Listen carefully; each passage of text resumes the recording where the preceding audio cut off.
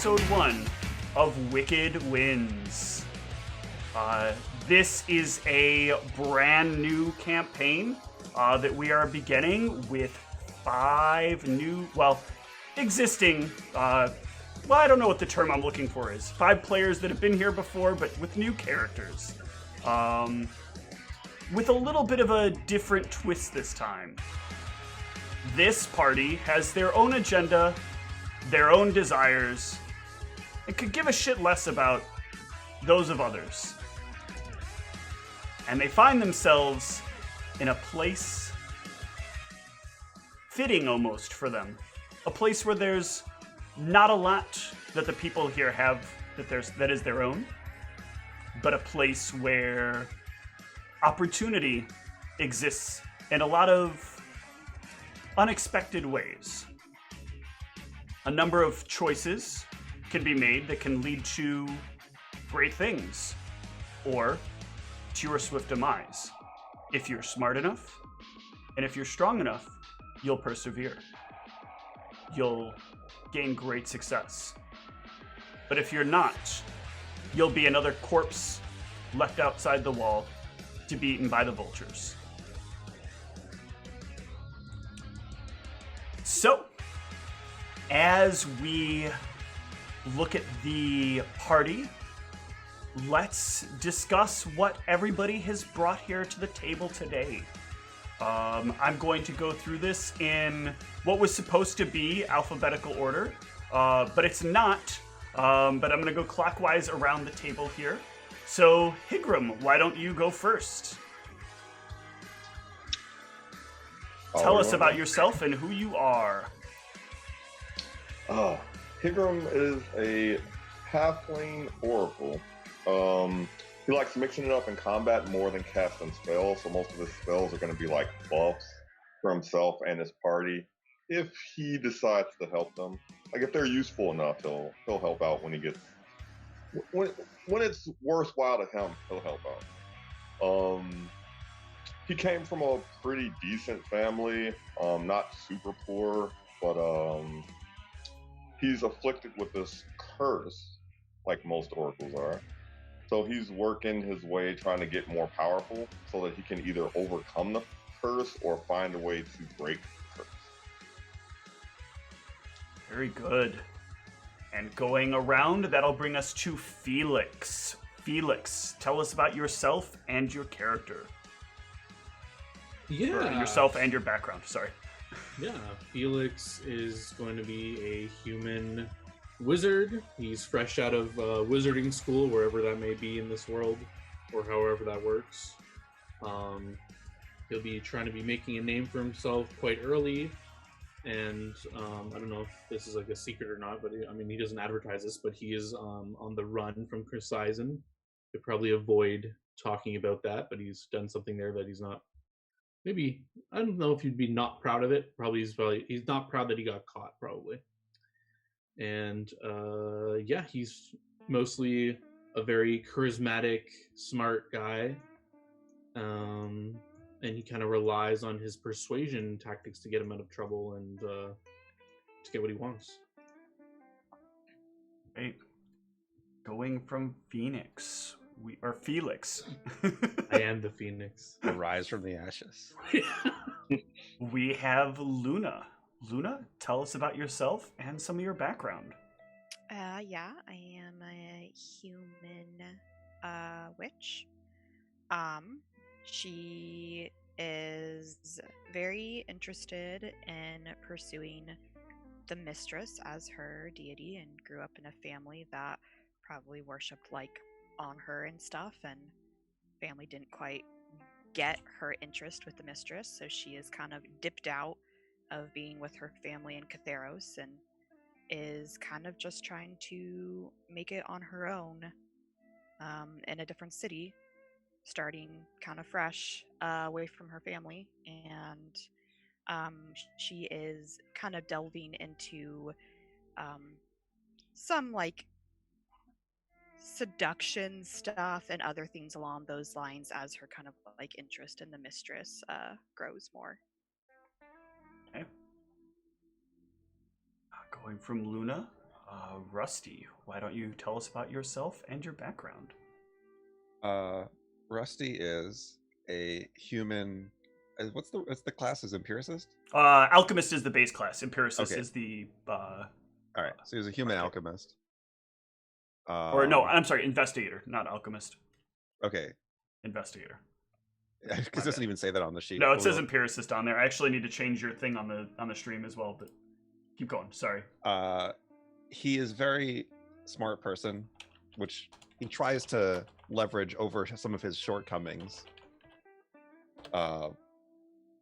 And he is just he's a not a con man, but he's trying to move his way up in the world through not the most legitimate means. That's mostly what I have for him. I probably haven't discussed this too much with Steve yet, but Rusty likely isn't actually his name.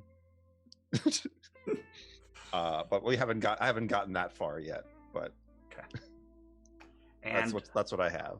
And last but not least, we have Silvio. Silvio, tell us about yourself and your background. Yeah, a human monk from Mithara. Very competitive, always getting into trouble as a kid.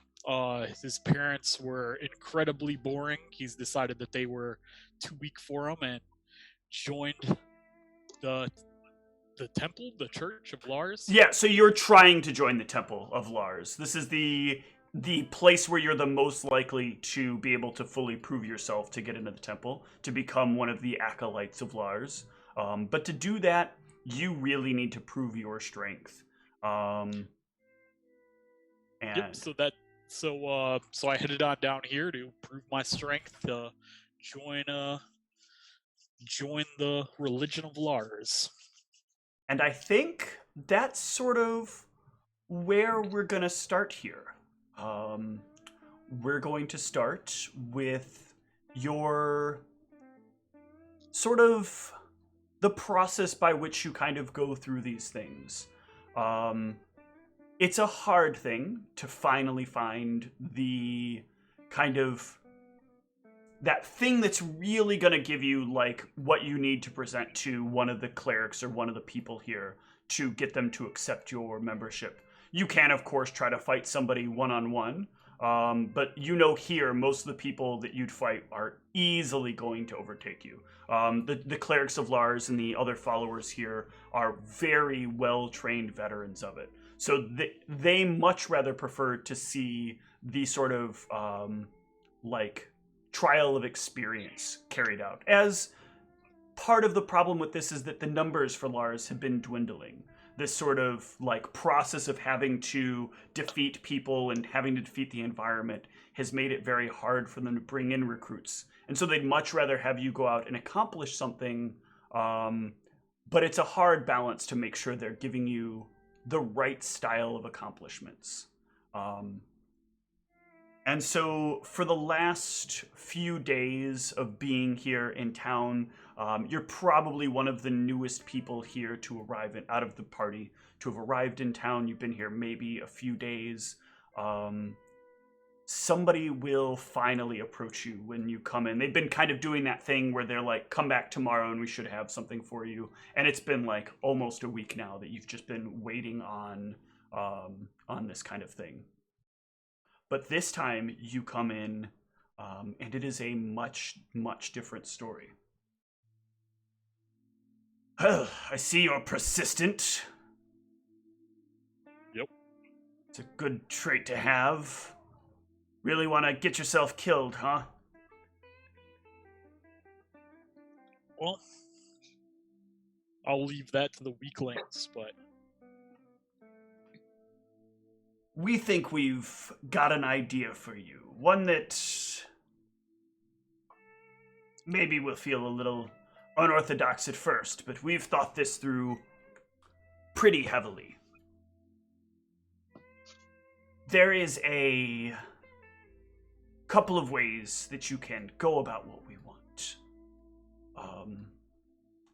But we have a desire for an old relic of Lars to be found. We don't need you to go get it. Don't be a hero. But if you can get us a lead on this relic. It's an amulet. A very powerful amulet. The details of the notes should be deep within the catacombs, but you should be able to find where they're stored if you're able to get the right people to help you out.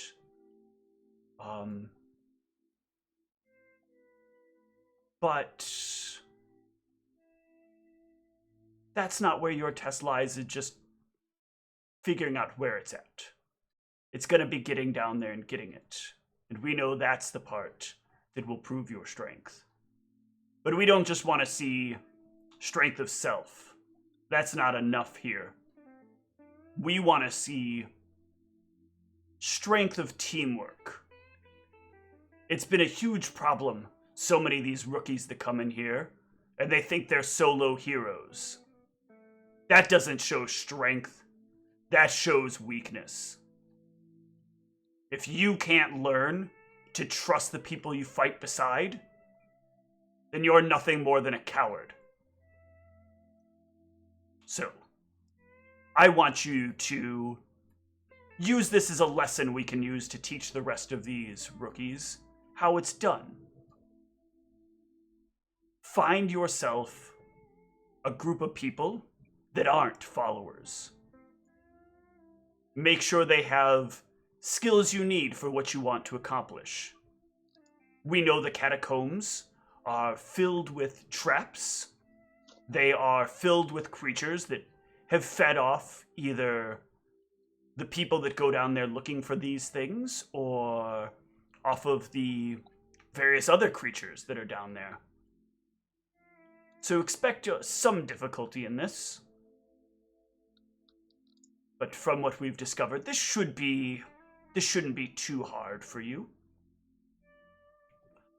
We know when last we heard about this, there is another temple here that you can visit that knows someone that has some insight into these certain sort of things, especially this one in particular. And they should be willing to negotiate if you can find one of their own to trust you. This is the newly founded temple. You'll find it over in the park. A temple to a goddess that refers to herself as the Mistress. Our auguries have told us that this is a trustworthy goddess when it comes to at least the sharing of information, and we can use that to our advantage. Seek out a follower, particularly one that won't ask for too much. It should be easy. They're all about new experiences. That should be an easy sale. You're going down to the catacombs. Most of them have never done it before. Should be interesting.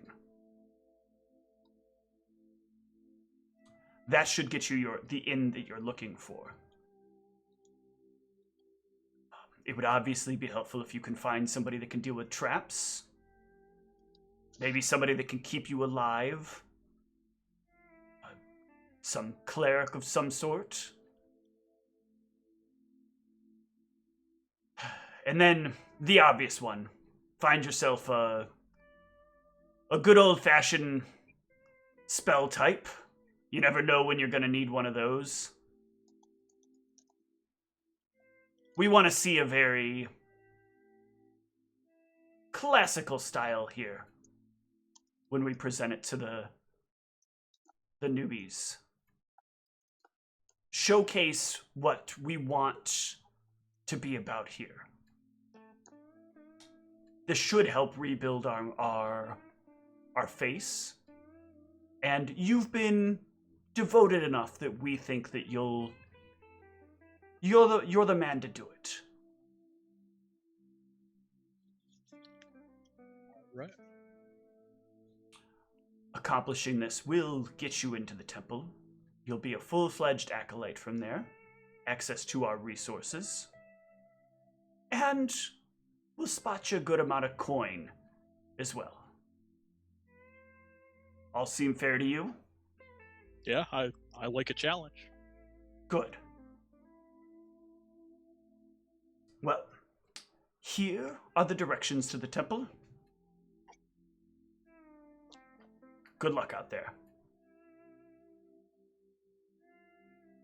Yeah. And you can... What is your kind of strategy for finding these people? Do you have one right now? Do you need a little time to think on it? Well, yeah. Like, I mean, I know about the temple, so that's the first thing I was gonna check. Okay. Excellent. So you can head on over to the temple, where we will cut to Luna. Luna, you came here to celebrate in your goddess. Are you originally from Meraxis, or were you from somewhere else? I forget. I was from Catheros. And if I remember our discussion correctly, your parents are very, very, like, goody two-shoes on her lovers. Yeah. That don't want you doing any of this hanky-panky bad stuff with all these bad people. You're in with a bad crowd. You're in with a bad, bad crowd. You've got to get away from these people. Fun and enjoyment are good things. Merriment is a good thing. In moderation. What about Athir? You could have a party. It doesn't need to be with all these drugs and these other things that you do with these people. I mean, telling me to get away from the bad influence, feel like I need to get away from you. How could you? I want nothing more than good things for you. I am committed to you and your success. I didn't once tell you, not once did I tell you that you should cease to embrace this magical ability you've begun to find in yourself. Did I? No. So I would say I'm encouraging you, aren't I? You're encouraging me in the way you want me to be. I'm not asking you to follow on her. I'm just asking you not to throw your life away. I'm not. I'm just forming my own path here. This mistress, she is not... She She's sounds not like fun. safe. So, Now is not maybe I the don't time want for safe. fun. You are growing of age. Responsibility is important. Yeah, maybe I just want to choose what I'm responsible to. And it's not the same things you want me to be responsible to. You need to think long and hard about this. Okay. You can, you pull away from what you're doing. That thought kind of caught in your mind as you're tending to a couple of small things around the temple here. There is a kind of like experience exchange program here in exchange for you doing some little deeds around the temple. They'll give you access to some of the like lesser orbs of experience they have stored here. And so you get little tiny tastes of things, scents of flowers and things you've never been able to smell, or like tastes of various foods that aren't native to this region. A lot of these very tiny things that are just these niceties that are a reasonable exchange, plus they feed you as long as you're willing to put in a little bit of work here. So Oh yeah. a I'll very work easy as exchange. much as I have to get that food.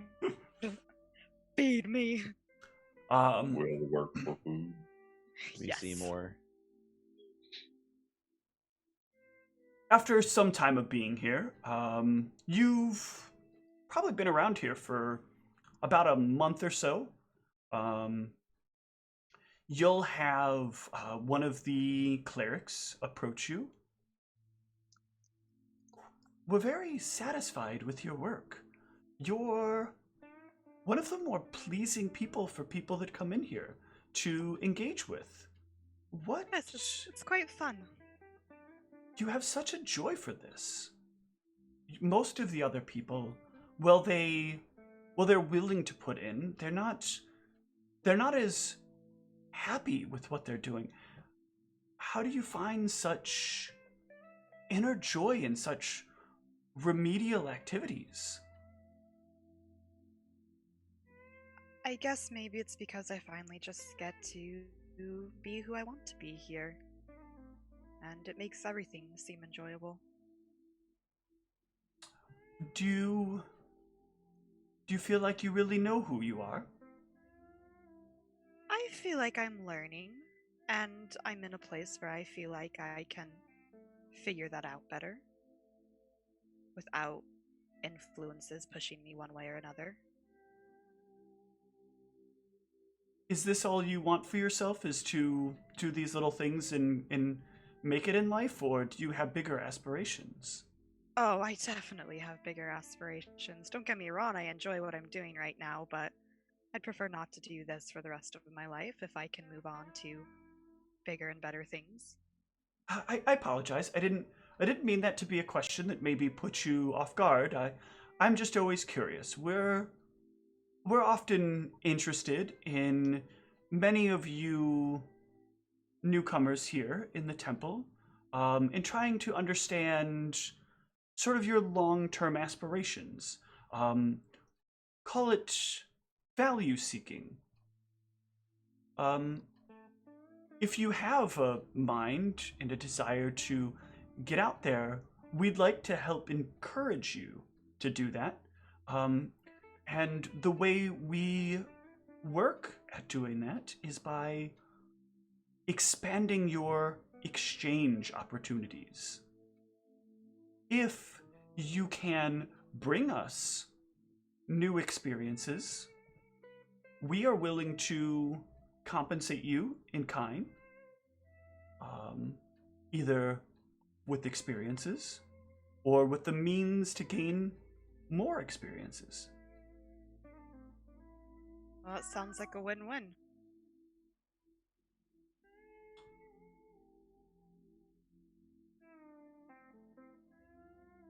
Well, keep your ears open, but it seems like I don't really need to tell you that. You do a good job listening from the way that everyone speaks of you. And let us know if you come across any interesting stories. I definitely will. It's not long after that that a rather tall individual will make his way in. Silvio, why don't you describe yourself to Luna? Yeah. Horribly scarred. Human. Brown hair, brown eyes. 6'2", 180 pounds. Wearing a hot weather outfit with a bow. He comes in, I'm assuming with kind of like eyes open, right? Like you're looking for something specific. Yeah, I got gauge as an ability. I could just throw a gauge real quick to show what I'm doing. Yeah, so you're getting an eye around the room, looking largely for somebody who looks like they would kind of like to get out of here and do something a little different. And you'll spot not necessarily somebody who wants to get out of here, but definitely somebody who seems like they have that kind of positive attitude that like would probably say yes to a lot of things. And Luna, why don't you describe what he sees? Let me see. I have to remember what my 5'6", 150 pounds. So kind of slender, dark, like brown, blackish hair. Probably have a raven, like either on my shoulder or on my arm most of the time. Yeah, probably dressed in like mostly black and purple-ish attire, and not anything else of note, really.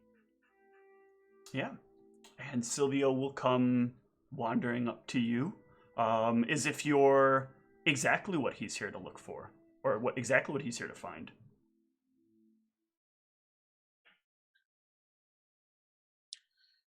So, I heard you guys over here are always looking for new experiences. That is a thing we're very interested in, yes.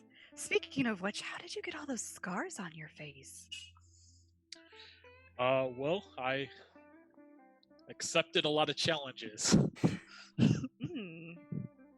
Sounds interesting and terrifying.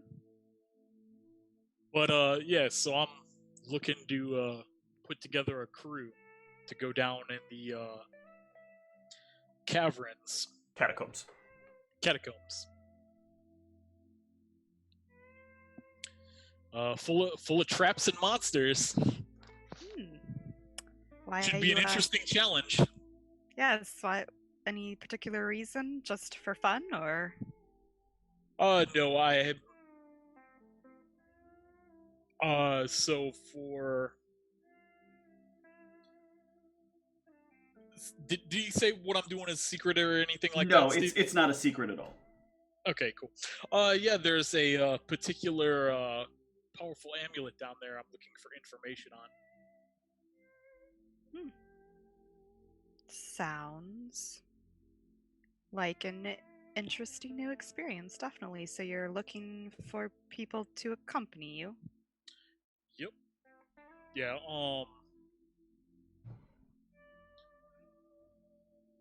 looking for a few others. You know, like I said, lots of traps and monsters. Yes, traps aren't exactly my thing, but I do have the ability to help out some with monsters. But yeah, if you're looking for people, that definitely sounds like a good way to bring back the temple some new experiences. Perfect. Let's go. But before you start heading on your way, Higram. You've been doing a lot of running, I feel like. That curse follows you everywhere. And you get a lot of blame for a lot of stuff that you didn't do. Or at least you don't remember doing.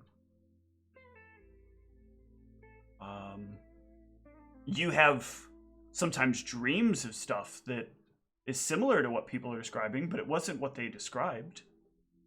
I believe this is kind of what we had discussed for your background. Is this okay? I just want to make sure I'm going in the right direction here. No, you're right on target. Okay.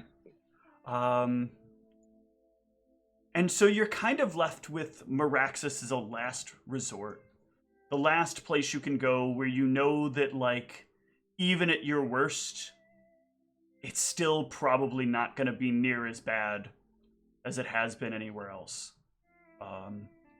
This is a place where lives are lost from time to time. Things do disappear from time to time, and people just kind of get used to it.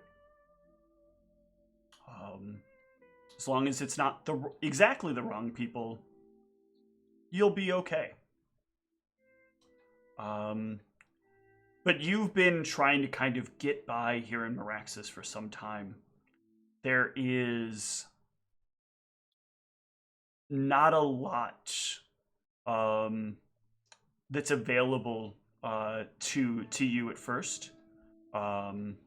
Everything you have to get, you kind of have to spend every penny you had brought with you in order to kind of just get through the basic level of survival needs.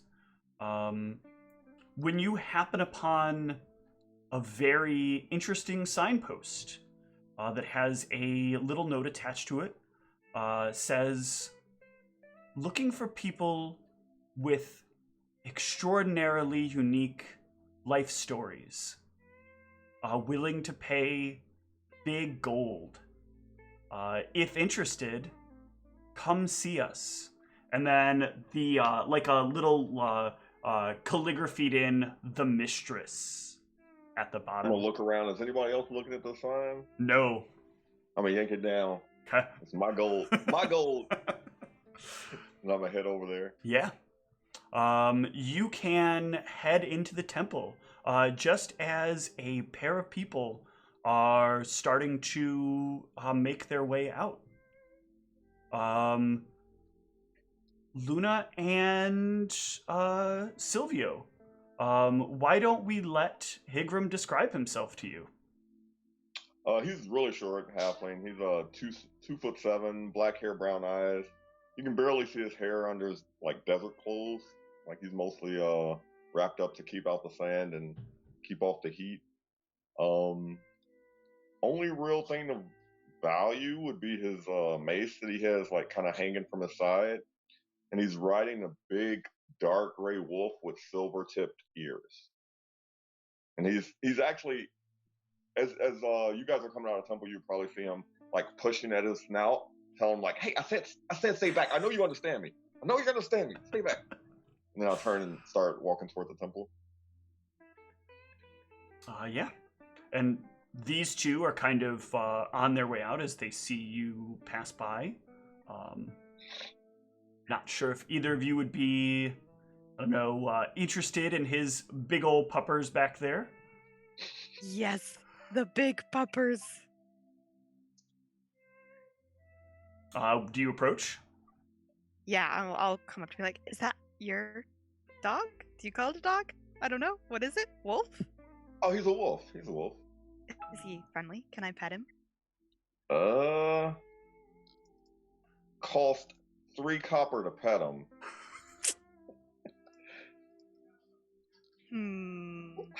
What if I just agree not to try to charm you into letting me pet him? Jeez, a threat right off the bat. I'm not threatening. It seems I'm offended and hurt. I can't believe walking toward the temple something like this would happen. Are you Can I pet your wolf or not? Sure, go ahead. I'll start petting the wolf. I'll be like, yeah, I'm part of this temple. Are you coming here for? Are you gonna come share experiences? I'm gonna hold up the flyer. Like, you give gold for experiences? If they're interesting enough. Yes. I'll definitely sign up for that. How do I do it? What do I do? Is this like a church? I mean, I don't really think we call it a church, but it is a temple devoted to a deity. So how does it work? What do you do?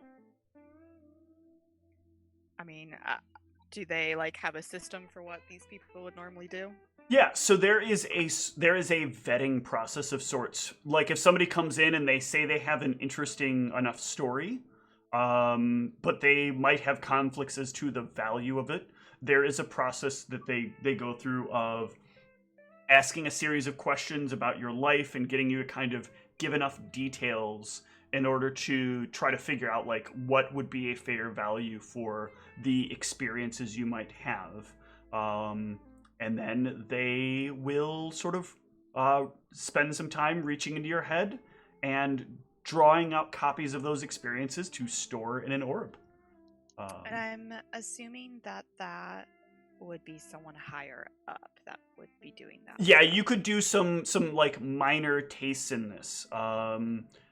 but you wouldn't have any ability to dip into the more extreme stuff. Like you could, Yeah. if somebody were to describe a story to you, you could kind of touch their temples and get the feeling they had in what it was. But you unfortunately wouldn't really get any sort of direct like understanding or I also experience meant of like it. the vetting process. I'm assuming is probably done by like. Yeah, higher- you would interview them. You would be like the first step.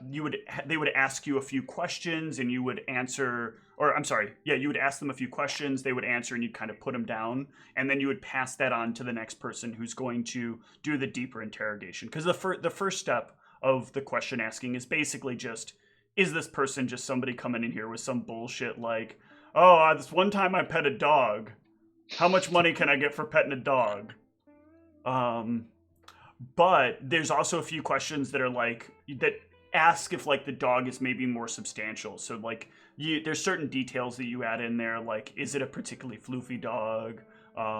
Did it have like a lot of saliva or was it rabid? And it was like a thing where you really wanted to pet the dog because it was cute, but it was like foaming at the mouth and you had to like make the determination. And you said, I really have to pet that dog. And so you like slipped up on it and you got like a couple of pets in real quick and then it bit you and then you had to like take it in and put it down. But you got to pet the dog before it died. What an elaborate story. That's the kind of stories that the mistress values the most. The more like complex and elaborate the experience is, the more valuable the experience is because it's something that not everybody's going to get a taste of.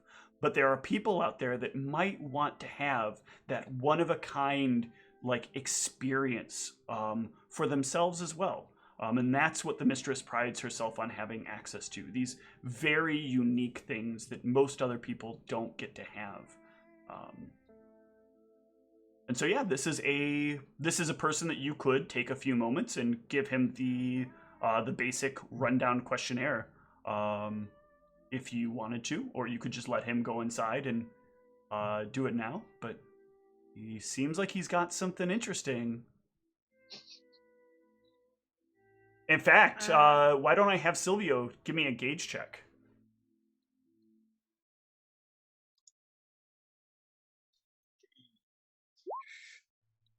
I still think that's enough to know, like, there is something genuine to him, like, holding this. Like, he's not here and doesn't seem like he's got nothing with this. He's not, like, one of those guys that's like, I'm just gonna get me some real quick money. He seems genuinely surprised by the experiences thing, and you get the impression that somebody kind of walking up with a wolf like that like, says specifically to it, I know you understand me, has a lot more going on than meets the eye.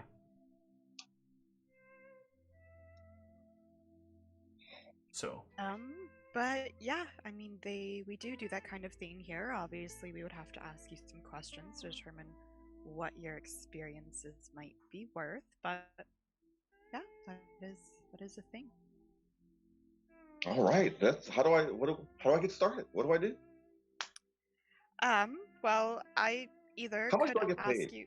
Well, that depends. That depends on the experiences you have to offer. What sort of things are you bringing? Well, what type of experiences would you find valuable? I don't know. I'm just living my life. Most unique things are usually the most valuable, something that very few other people would have the chance to experience in their life. Like disarming a trap, maybe, or casting some powerful spells, or maybe some sort of healing thing. That sounds like something the mistress would be interested in.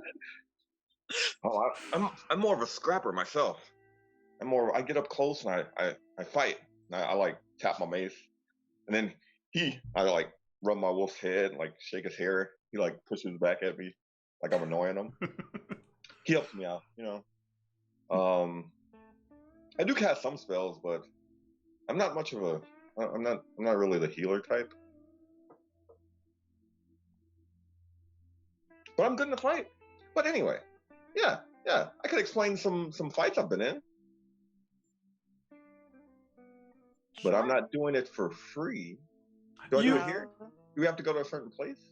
You've heard the fights thing before. People will come in here and be like, "Yeah, I got in a fist fight with some guy in a back alley." Like, one of the most key questions is making sure it's not just fight, whatever. Like, everybody has a fight. Yeah. I've been mugged. Mugged? I mean, what? They didn't what get much though. It's kind of sort of boring. fights? Anything interesting? Or are you just punching people out in alleys? Or Smash people with the mace. Not good enough. I'm being haunted by something, and I can't get rid of it. I've been traveling the world trying to cure it. How about that? Huh? yeah, that might be something they'd be interested in. How much can I get for it? What do you think? Let me before you answer that, let me ask Luna a really quick question. Yeah. Does Luna want to know what it would feel like to be haunted? Yeah. Does Luna want to ask for a taste of it? Yeah. It follows demons, so you know what you gotta do. So when you adopt the mistress as a patron, in this sort of way, she gives you, it's a very limited power, but it is the power of a sort of limited compersion style effect. So you can, like I said, touch someone's head and feel what it would feel like for a brief moment. The emotional response you would have to having a life of being haunted.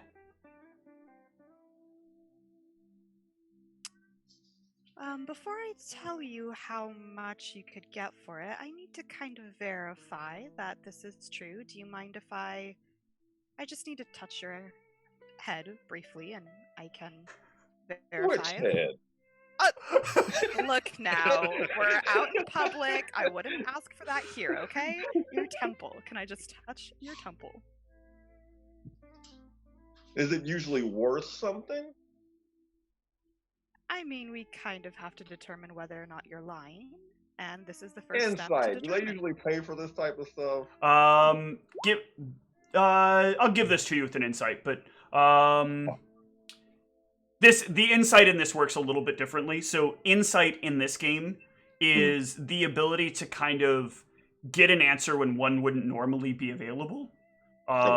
So it's a little bit different. It has its uses and it has a lot of really useful uses. Like when you're in a situation where you guys are having trouble with a question or you're having trouble with the circumstance and you can't quite piece together like how that goes. That's more the motivation behind insight in this. So like insight into a puzzle or something. Correct. Gotcha. But here I will say that like you could use the insight to sort of realize that there's probably value in something like this. It feels like there's probably value in something like this.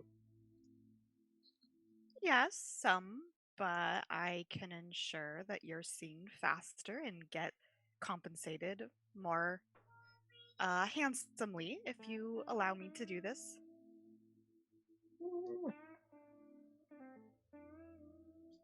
All right, go for it. Let's see what happens. All right, so you allow her to touch your head, and tell us, what does it feel like to Higram to be haunted? Terror. Exciting. Feels like no one ever trusts you. Feels like everyone is always chasing you. Feels like everything's your fault, even when it's not, and even when it is, and even when there's nothing to be blamed for, you're still guilty somehow. A lot of doubt, but with that, a lot of strength, a lot of confidence in yourself, because you've had to endure all of the things that have all of those negatives. Enduring those things gives you a sense of strength and pride, because you're stronger than a lot of people would have been under the same burden.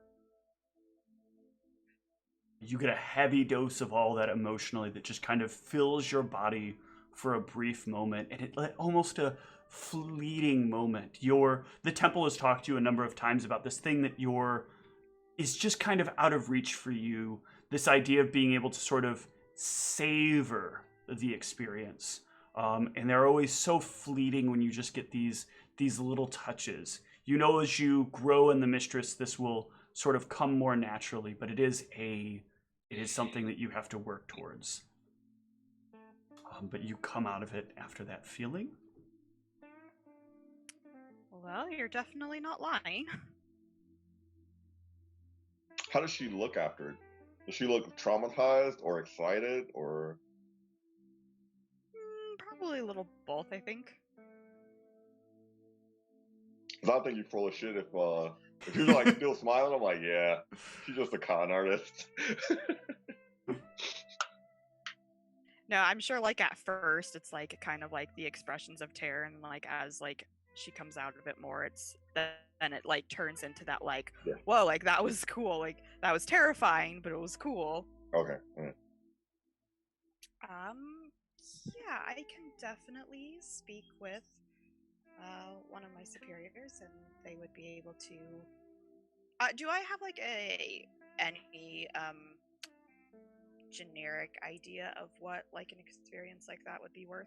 To, like, No, having somebody that's haunted and has these kinds of feelings, that hasn't come in here before. It's normal to have somebody who's like, you were kind of, you probably would have been expecting when they said haunted, like maybe the occasional like spirit shows up somewhere around their house and they've seen a ghost or something before, but never like, this feels like the kind of thing where this is like a ghost that's like riding on your back for your whole life, and that kind of emotional experience. Okay. So this is not like anything you've tasted before. That is definitely not something we've ever had come into this temple. I know it'll be worth something, but unfortunately I can't really tell you what. One of my superiors will have to give you more details, but I can guarantee someone will be interested in paying you for that. I'm gonna look over at Silvio. I'm assuming he's like one of the higher ups. I have no idea what's going on. Like, well, so No, not him. I'll be right back, and I'll like go back inside and find someone. You can fetch one of the clergy who will come out. I should point out that it is customary in this temple that the clergy are wearing what would barely qualify for casual wear. That kind of outfit that like drapes over you. There's really not a lot to be like left to the imagination because a lot is kind of presented. But just enough that like you could wear this in public and people wouldn't tell you to go put a shirt on. But almost. But almost. And this is on all sides of the gender equation. One of the interesting things here is that there seems to be a lot of fluidity in the way that people are dressed. So there's not like a genderized code of dress. There are people just kind of wearing these outfits, and some of them, like, I don't know, depending upon how prudish you are, might make you rather uncomfortable to see them in that outfit. Some of them might be a bit exciting. And some of them might just be unusual to the eye.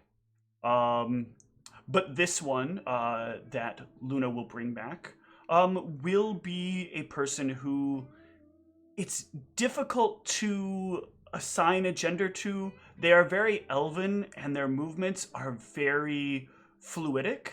And the way that their like chest is covered, it's hard to tell if maybe they have like a little muscle to their chest, or maybe they just have like a very small breast structure. And their lower garments like hang in such a way to make it so you can't really tell how their hips are. But there is something that feels almost universally attractive about this person as they approach as well. Very long, kind of golden hair, very soft, friendly features as they approach. Hello. how are you? I found this sign. I Yes. heard you get money for memories or something. We don't like to call it money for memories. That's more of a thought thing to do. We prefer to call it an exchange of experiences. You exchange an experience with us, deposit it here, and we compensate you in kind. My friend Luna here tells me that you have a rather unique experience. You walk with spirits, perhaps? Not by choice. You, can I get both Silvio and Higram to give me a gauge check? If you, yep, even if you don't have ranks, you can still make it, because gauge is not a class it does not require a class. It is a class skill.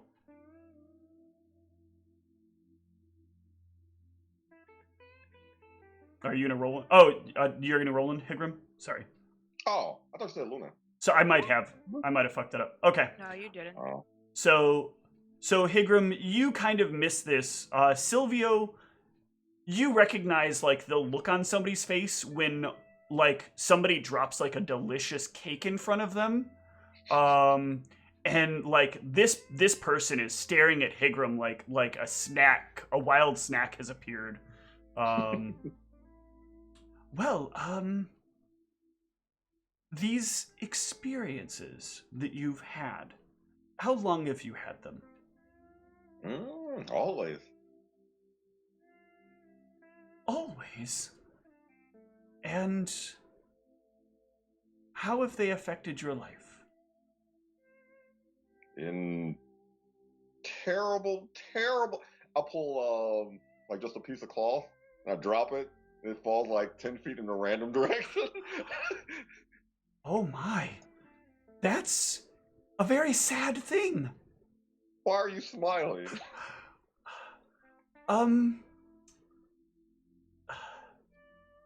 I suppose if I said desire, it might only be more confusing. Yeah. I don't know with you if we have the proper funds in our coffers to compensate you, but we would be happy to offer what we can as we can for a taste here and there. And maybe you could acquire more as time goes on, and we could have a very beautiful arrangement. Are you gonna pay me for living my life? Why not? Sounds fair. You have a most excruciatingly painful life. What could be more delightful? Delight? What? I'm sorry. I suppose for some people that is unusual, isn't it? You take joy in the suffering of others. Oh, no. I take joy in the ability that I, too, will soon be able to suffer. Yeah, weird. That's weird for sure. Well, if you'll come in, we can begin the process of finding one and storing it. The other thing that is a benefit as you come in and talk, and they'll specifically ask Luna that you follow along. And Silvio, you're welcome to do so. No one will stop you. Yep, I'm following. We also like to remind people that this also works as a sort of memory storage bank. So if you were to forget things, or someone were to come along and take your thoughts from you, this is truly a place where you can bank on them being here when you need them. And they will sit down and they will discuss with you a couple of your experiences. They start off being very kind of loose and open to make sure they don't hit something that's too painful or too deep. And they find something that's like a kind of minor experience of one of your hauntings getting in the way of your life. Do you got like a little snippet of a story you could give me that you could make up on the fly? Something that's not too traumatic. Yeah.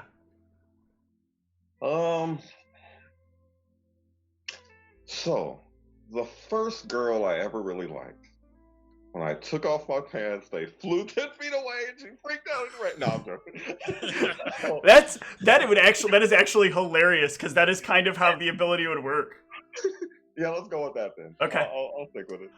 Yeah, so like you sort of have to relive the experience as it all happens. You're like really excited. You're finally gonna have this experience. She's super into you. And you keep telling her you keep like trying to get her to take off the pants because you know what's gonna happen if you take off the pants and you're not sure how she's gonna react. So but she's like, no, it's so sexy when you do it. I want to see you do it. And so you're just like, I guess I'm gonna have to do this. Yeah. And you take them off and you just kind of you try to do that thing where you throw them in one direction and they just come back to splat in her face. What an asshole goal. And she just takes the pants off and looks at you very a mix of angry, disappointed, and just entirely confused. And she scoops up her clothes and gets the fuck out. And as you share that experience, there is just the biggest grin you've ever seen a person have on their face. In the eyes and on the face of the person looking at you as they pull their hand away. Oh, this was not really that funny. Not that funny. It was wonderful. The embarrassment, the shame you felt, but the way you felt angry as well at the spirit and her foolishness and not understanding your condition because you can't really tell somebody this kind of thing. Oh, it gives me chills. You're an odd duck, aren't you? What do you mean? This isn't a normal reaction. Nothing's normal about it. People come here all the time to feel what this would be like. I mean, it's pretty normal for us. Maybe you're just not used to our kind of weird. Yeah, I guess so. This I would call a unique embarrassment. And she will open up this drawer behind a desk that she's sitting at, and reach down and pull out a small bag and drop it on the table. I believe this is well worth about 20 gold. My eyes flash like saucers. It's been so long since I've seen that much gold. I grab it, I stick it in my shirt, We have to be careful about how we offer this out, though. So perhaps come back in a few days and we can try to hone in on some more elaborate experiences. Thank you. No, thank you. I'll definitely be back. Oh, we'll enjoy that. So I'm assuming the three of you will probably kind of leave at the same time, even if not necessarily intentionally. Yeah, and then I'm gonna make the pitch to get him to join. Yeah, go ahead and give him the pitch. I wanna hear this. But while you're giving him the pitch, so right before you do that, I want to cut over to Rusty. Yep. Rusty. I'm gonna go AFK for a second then. Okay. Rusty, one of your favorite places to find a good mark is right outside the Temple of the Mistress. People come in all the time. They get this money. You know they enjoy a really unique experience. And you can provide them a very unique experience by helping to liberate what it is that they have. It's very true. And they will fall for all sorts of things. In some examples, historically, you've probably managed to convince people that one of your alchemical potions, your infusions. Like you did that thing. You did this thing where you like drink it and you show that it gives you a big effect, and so then you have an empty one, and you're like, see, and it will have the same effect. And they're like, ooh, and they'll like pay you to experience it and then drink it, and you'll say, oh, I guess you weren't strong enough to really experience it. You have to have it in you to really experience it. And they just believe it, like almost all the time, hook, line, and sinker. So many people just so gullible coming out of here and so excited to lose money on what seems a clear scam. And as you're kind of keeping an eye on things today, looking for your latest mark, you'll overhear a larger gentleman, the short gentleman, and a woman come out, and the larger gentleman is discussing something with Silvio, or with the smaller gentleman. So Silvio, why don't you give your pitch to Higram? Yeah, so it's pretty obvious you like gold. I might have an opportunity for you. I'm pretty much looking to put together a kind of more classic group, which we need a fighter. And the purpose of this would be to find information on this powerful amulet down in the catacombs. Now, there's a lot of terrifying monsters, as well as traps. So it's not the sort of place that you can go alone. But with all the people that they've killed, I'm sure we can find some nice rewards on the way. I'm there, right? Yeah, you're in the distance, kind of listening into what they're saying, kind of hanging around close to the building, just waiting for that perfect mark. Well, we need somebody to deal with the traps, but as far as collecting loot, yeah, I'm definitely in for something like that. Ding. Yep, sounds good. So Yeah, all we're gonna, by the way. so we're gonna need somebody to find traps and a good spellcaster if you know them. Nah, I'm pretty much solo. Just me and Pavan here. You can interrupt at any time you feel like, Rusty. Yeah, as soon as I hear them, like, they need someone to disarm traps, I like slide I slide into their conversation. Ah, my man, I hear you looking for someone to disarm traps. I hear it pays well. I'm gauging. yeah, give me a gauge. Oh yeah, this, at the very least, this guy's slippery enough that I don't think he would get affected by a trap. But on top of that, like, he's got the nimbleness of movement as he kind of slides on over. I believe I'm still remembering your character correct, right? We didn't do any last minute changes to take away your dexterity. Yeah, I still have a lot of dexterity. Yeah. So there's definitely the nimbleness there that that tells you that, like, he should certainly be able to know his way around a piece of machinery like a trap. Yeah, so we are looking for somebody to do that. How much did you hear? I heard lots of gold and disarm traps. That's it for me. Okay. Well, yeah, so it is the catacombs. Will be very dangerous. Do you think you're up for the challenge? You know, I'm up for a lot of things. Good. I'm sure we can handle it. So we just This guy seems pretty strong. Yeah, I do all right. I'm little. I'm tiny. I'm like less than 3 feet tall. All right. We just need a spellcaster, and then I think we can set off. Right. So this is going to bring us to good old Felix.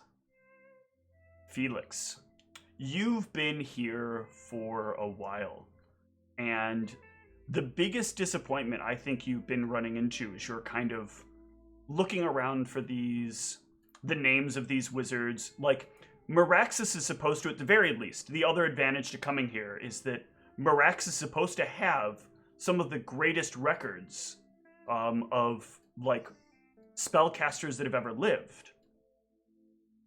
This town seems devoid of it. Every place you turn where you think, like, you should be able to find information, all you get is another thing talking about, like, when they did all this stuff in the catacombs. Nothing about anything above ground. No, like, real records of these people or what they do. It gives you that feeling like, did every one of these fucking people live underground? And you'll eventually kind of get an almost confirmation of that a lot of the records that were stored here were put into protective areas, deep beneath things, with your intellect and understanding of the city and the deductive stuff that you've come up with over time in your research. You'll know that this is sort of by design. There are camps of people that live deep beneath that are kind of the guardians of these wealths of knowledge that exist. The wealths of knowledge buried long ago in the days of the old Dwarven Empire. And the notes have been kept up ever since. These kind of custodians of RA4 lie somewhere deep within the catacombs. And of course, it's always peppered in with that heroic hoity-toity, and one day, maybe a hero of legend will come and he will find the information and use the information to bring Meraxis back to its old former glory. That's all hogwash. Heroes don't really exist anymore. It's been a long time since real heroes walked the earth. Now, people just kind of do whatever they want when they want.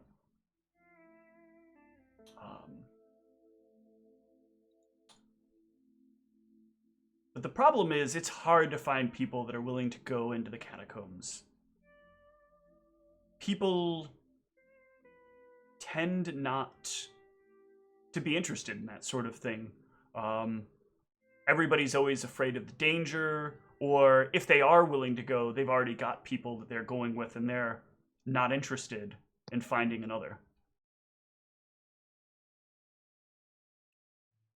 But what other than maybe doing this research might be some of Felix's pastimes, his hobbies? Pastimes and hobbies. I think he is being well acquainted with the local taverns, probably having a good time there with some drinks and stuff like that. Probably trying to get kicks out of getting people to buy him drinks and stuff like that, using his persuasion things. Other than that, I think that's like his daily routine since he's come here. He's just like wake up hungover, try to get this catacombs thing going. That fails, go to the tavern, drink, try to hook up with people. Yeah. So I think when we sort of zoom in on Felix, he'll be having another one of those failed days at the tavern. You've been out most of the day looking for anything to bite at this. But just more disappointing results. Your trickery has managed to keep you with enough coin in your pocket that you can continue to do this research, so you're never really netting a loss here. But you're never really netting a gain. But there are a group of people around one of the taverns you frequent that are getting to know you pretty well. And when they see you come in, one of them will like flag down the bartender and make sure you have a drink ready for you as you approach either the table or the counter, whichever you're more accustomed to going towards. So you're saying there's like a group of people that have become we're like regulars, I guess? Yeah. Have, like known each other. Yeah, so I'll approach the table. Yeah, the one who flagged down the drink for you is a gentleman by the name of Henry. And Henry, is, let me double check something here because I think I'm doing this right. Is he my best friend? Henry is the name you need to put down on your best friend sheet. Okay. Henry doesn't ever speak of his last name. He says, as he says, last names are supposed to mean something. Mine stopped meaning something a long time ago. And you can approach and take a seat. Another disappointing day, Felix. You know it, Henry. I'm glad we met, though. Feel like we're best friends already. It's been nice knowing you. You've been a breath of fresh air in a lot of ways. I know. I am a breath of fresh air. That drink you ordered, is it on your tab or mine? It's of mine, of course. You know that. No, I was gonna say you could move it to mine, but you've already done it. Let's not annoy the staff. It's fine. It's good. We all know your tab's not good here. What? Yes, it is. What are you talking about? Hey, I'm always good for coin. hey, Joe. What's his tab up to? Settled. The barkeep looks over and goes, "We don't talk about his tab anymore." I know it's been settled. All right. All right.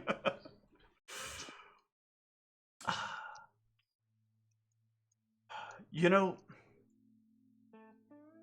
it's still a surprise to me that you really came here. You know? What do you mean? So good as place as any? Your skill, it's spectacular for how long you've left. It's for how long it's been since you left your apprentice or your teacher. Yes, still a lot to learn, but you know, I'm a fast learner, and yeah, you got a good eye. My eye is not better than your handiwork. I don't know how many times I've seen you pull a fast one on a number of people, and I don't hear you utter a word or make a single motion of the hand. By now, my drink is probably here, so I just take a sip of my drink and say, Henry, flattery will get you nowhere. What are you after? What's going on? Why are you being so nice today? All right. Look, see that girl over there? Yeah, solid 6, maybe. Numbers don't matter for me, man. You know that. For me, your 6 is my 15. You want me to wingman you again? Come on, you can do it yourself. I taught you. It's so much better when you give me, the big,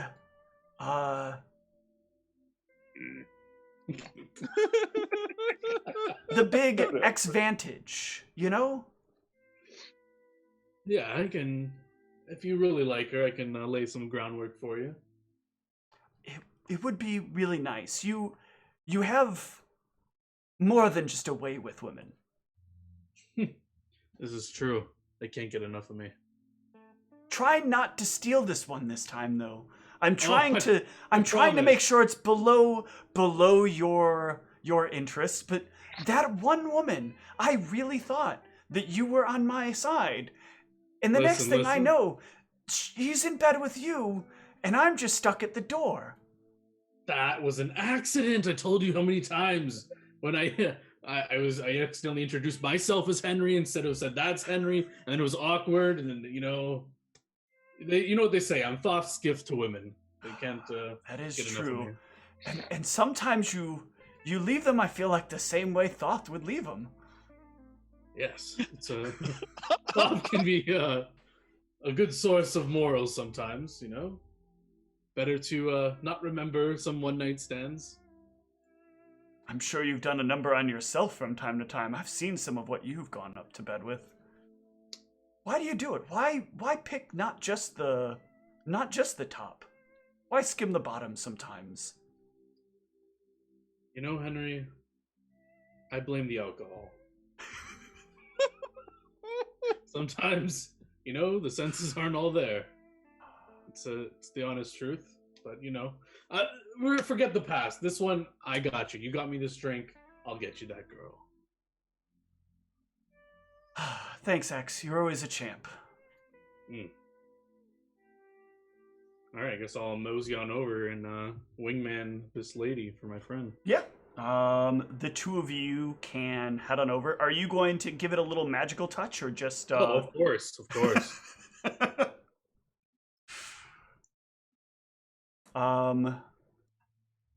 Yeah. So give me a little bit. Show me a little bit of that. That good old Felix charm as the two of you make your way over.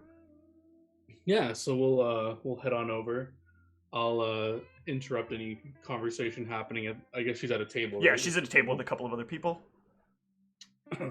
And I'll just come on over and say, "Excuse me, but I couldn't help but notice you looking over there at us and my friend over here, and I thought I'd just come over and introduce ourselves. My name's Felix. This is, of course, Henry." Well, hello, Felix. Hello, Henry. What? Are you here often? Do you come here often?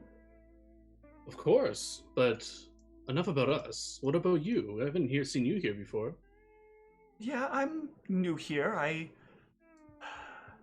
used to be a regular down a few blocks over.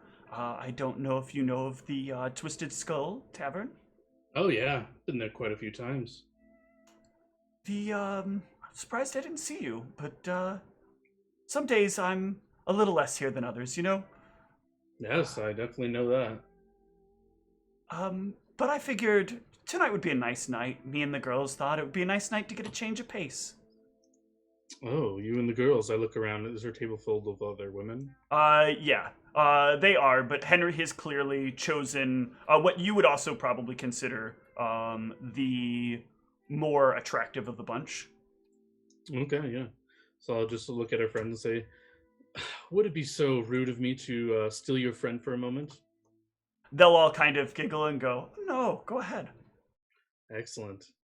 I'll kind of like put my hands on her shoulders, and I will conceal my spell-like ability by Galing Touch. Yep.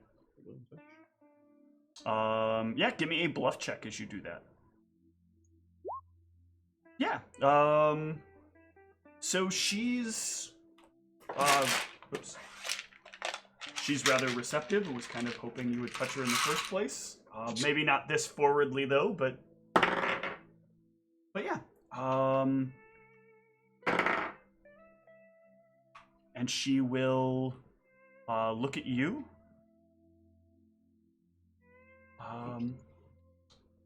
Oh. Why are you moving your figure around? Sorry. Stop running away from the party. You're ruining everyone's immersion. Your eyes, they're gorgeous. And you see, like Henry gives you a little bit of that nudge with his elbow that you're used to getting. Calm down. Yes, but join me by the bar. My friend Henry here, he has the most dying question for you. It'll cost you nothing, and you'll get a drink out of it. Yes, I'd be happy to. Yeah, and the two of you can kind of head over to the bar. Before I leave the table, as she gets up, I'll just say, "We'll have her back in a few moments. Thank you so much. You're all so lovely." And I'm gonna give them a big smile. And I don't know if I need to conceal this, but I will. It's a supernatural ability.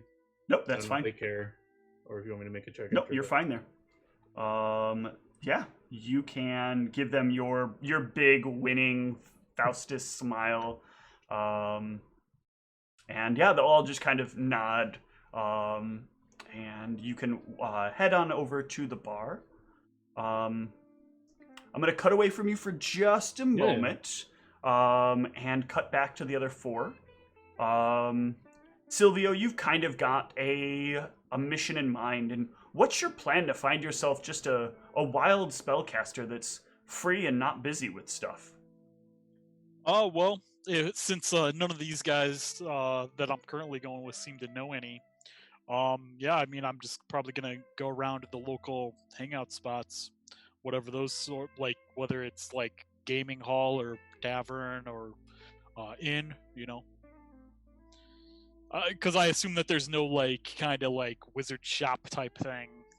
No, not really. There are places Yeah. where they sell like bits of like spell components and stuff like that. And there's a guy that does sell spells, but there's not a lot of spells available here. So really, like, you're not gonna find a whole lot of people going in and out of it. It's just kind of there because it needs to be there. Cool. Yeah, so the local spots like that then Okay. is where I'd be using my gauging talents to find somebody with potential. Are the rest of you going to follow along and assist him in any way, or is this going to be kind of down solo? for the ride. I'm gonna. Yeah, I'll this hang is out. my gold. I can't just let him out of my sight. He might run off without me. Yeah, I don't want to lose my meal ticket. All right. So yeah, it'll probably be a few hours of looking about. But Yeah, just start wherever's closest and yeah. Yeah. Can I get a gauge check from Silvio? Just one, where it counts. And a perception check. Yeah. So you're coming in, and you come into this place, a place known as the Time-Worn Tavern.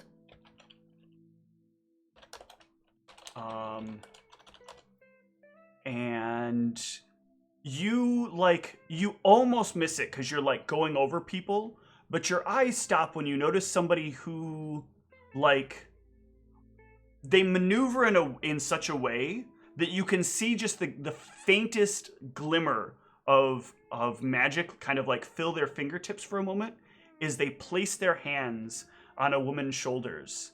And you immediately recognize that like change of expression that happens in someone's face when they go from just normally being interested in somebody to being like magically kind of close to enamored with a person. And then he kind of takes her and guides her up to the counter with his like friend in tow.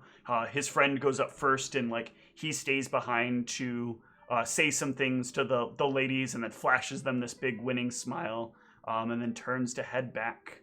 And while you're heading back, and he's got a really good view of you here, Silvio, why don't you, or not Silvio, Felix, why don't you describe yourself? Yeah, he's a little taller than average human male, young. He's 19, fresh out of wizarding school, as I said. He's about 165 pounds, so not too heavy set. Probably just like normal weightish. Black hair, blue eyes, or I guess he's blonde hair. Sorry, that's wrong. Blonde hair, blue eyes. Yeah, you colored him, not me. And he seems to carry himself with a bit like almost like a noble would, but I don't think he looks noble of noble stock, but he carries himself like head always held high, and sees him like you can see the way he moves around the room, like he thinks he's more important than everyone, kind of thing. And you'll make your way back over to Henry and the woman. And I'm assuming, I don't want to assume your intent. So is your intent here to help Henry or help yourself? I'll help Henry. Okay. So yeah, I'll bring her over to Henry, and I'll say, "Oh, Henry, that time that you had those 3 girls fighting over you, oh my god, last night in the bar here, I couldn't believe it. It was crazy." Well, you were making kind of a fool of yourself, and it was very easy. You always make it look so easy for me, with how you just can't quite handle yourself around women. But me, I enjoy women. I enjoy making them feel good. That's true. You are a romantic at heart. Anyways, my dear, what was your name? I don't think we got it. My name is Linda, and yours? Linda. I'm sorry, you said your name already. Felix, that was it, right? Yes, and Henry. Yes. Linda, what kind of drink would you like? I'm gonna try. I don't know, like would this be gauge? Like if I could guess what kind of drink she would like. Absolutely. I'll just whatever that gets me. I'll order. Yeah. You look like a insert here. What I Yeah, do. you can. You fill in a drink, and she's like, "That's not my drink at all, but I'll take it. Never had one of those before." Are you sure? I'm gonna. As I hand the drink, I'm gonna like. So she like goes to grab the drink with her hand, and I'm gonna use my Kelly touch again to make her say she really likes this drink. Yeah, while that's happening, can I get another perception from Silvio? Do I need another bluff check or what? Yeah, give me another bluff check. Oh God. Man, all the low. This is the right time to be rolling the low rolls, though, so it's very clear to Silvio that you're valuable. Yeah, so like when I'm sliding the drink over, her hand like crosses my hand, and I like do it, and then I'm just like, "Are you sure you don't favor this drink?" I could swore. No, you know what? This might be a lot better than I expect. And she takes a sip, almost like unaware that she's doing it, and then after she sips it, she's like, "You know what? This is delightful. This is one of the best drinks I've ever had." I told you, Henry over here picked it out himself. He told me that I should order it for you, and he was right apparently. I'm gonna like slowly try to like. So I imagine it's like her, me, Henry. I'm gonna like as I'm saying these things, I'm trying to like shift over so Henry is next to her. Not... Give me a perception check as you're like trying to look for just the right place to step. I think no, that's enough. You just needed to get a 10 to notice one of the most stunning figures you've ever seen standing next to one of the ugliest figures you've ever seen. And like in the background near them, you can see like a couple of other people. This very short person. Do you like dismount the wolf when you come into places, or do you to stay at normal view? Okay. Yeah. So there's like a halfling and like a little wolf following behind him, and a very tall kind of lanky guy along with them. But your eyes are just way too focused on this this diamond in the rough that you see that you see before you. And suddenly you don't really care whether or not Henry is successful or not. I'm assuming. Yeah. As I look over and see that, I just say, "Henry, you got this right."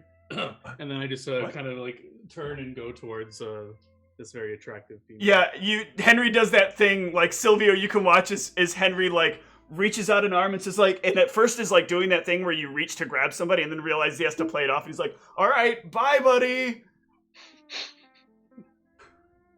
Guy's a total sleazeball. I love it. Time to be charming? Question mark.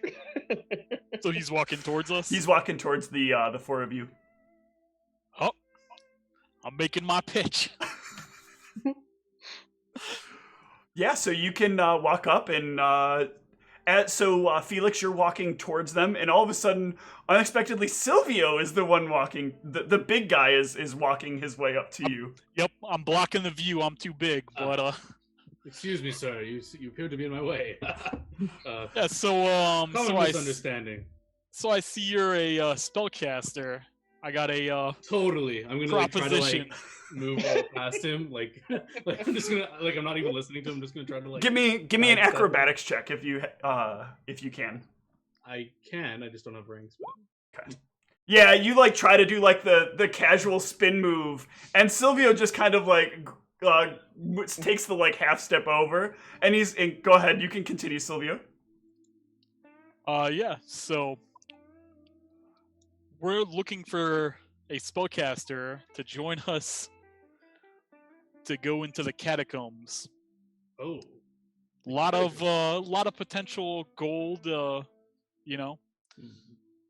With all the terrifying monsters, I'm sure they've killed plenty of people we could collect stuff from. The catacombs. I have been looking to venture into there. I assume all these people you came in with, they are your venturing people that you go with? Yep, we got the fighter, trap taker, and the worshipper of the mistress. Brilliant. We just need a wizard or spellcaster. What's the split on the takeaways? Oh well, yeah, we'll just do a standard split of whatever we find on these things. Right, standard split. Each one gets what they're worth. Clearly the spellcaster is worth the most.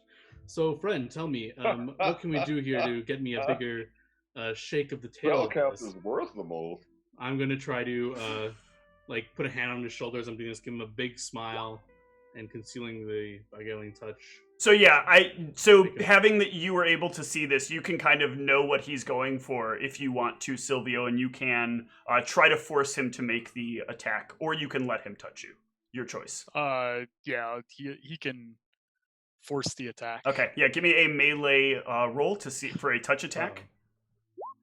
This is against my CMD. No, this would be just a touch. So this is versus your AC, but I don't think it matters Okay. either way. Hey man, yeah, I'm a monk. Hold on, I wanna decent rule AC. this very interestingly for a moment. So you do that thing where you go to reach forward, and Silvio just kind of moves back, but you put a little too much emphasis into it, and you come around and you end up hitting your own hand, and for a moment you feel extra enamored with yourself. I am just fantastic, aren't I? I guess the standard split will have to do for now. We'll discuss terms later. But I guess you should introduce me to the party, especially what's the deal with that girl over there? Who is she? Yeah, I point over to her, mistress person. Did she give me a name? I don't think she did, right? Luna. Your mistress? Oh, she might not have told you though. Yeah. I mean, I would have introduced myself. I might have Okay. forgotten it, but yeah, I would have told you my name. Your Yeah, mistress, so you say? Interesting. Yep. I try to size him up as I'm assuming it's his mistress, and whether I want to get beat up by him. You're pretty sure that must be what this means. They came in next to each other, so this must be his mistress, and maybe these other two are part of her harem or something. I am really good looking, but Yep. tiny. Well, I guess we'll just stick to the catacombs then. Anyways, I guess you should introduce me to the rest of your band of heroes. Yep, that's Hiram over there. I don't know the wolf's name. Pavan. And Felix. No, Rusty. I'm Oh yeah, Felix. you're Felix.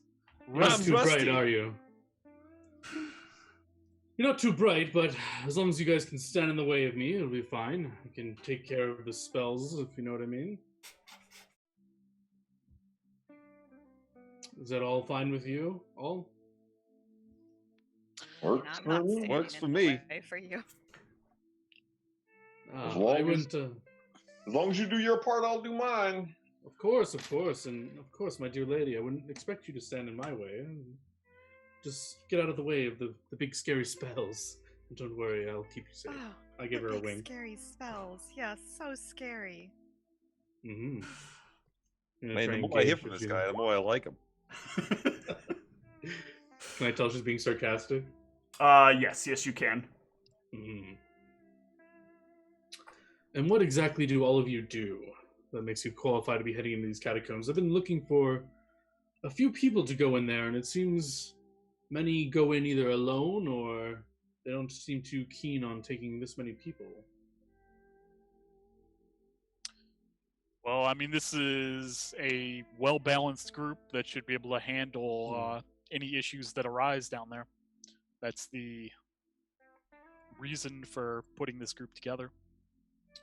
I see. And what are all your specialties? Melee combat, ranged combat,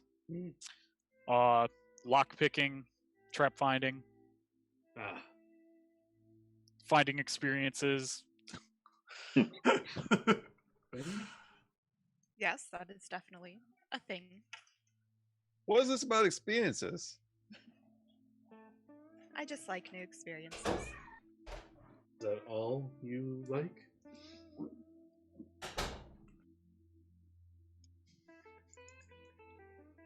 This man has told me what he's good at. What about the rest of you? Are y'all just his cheering squad, or what's the deal here? No, You're muted, young lady.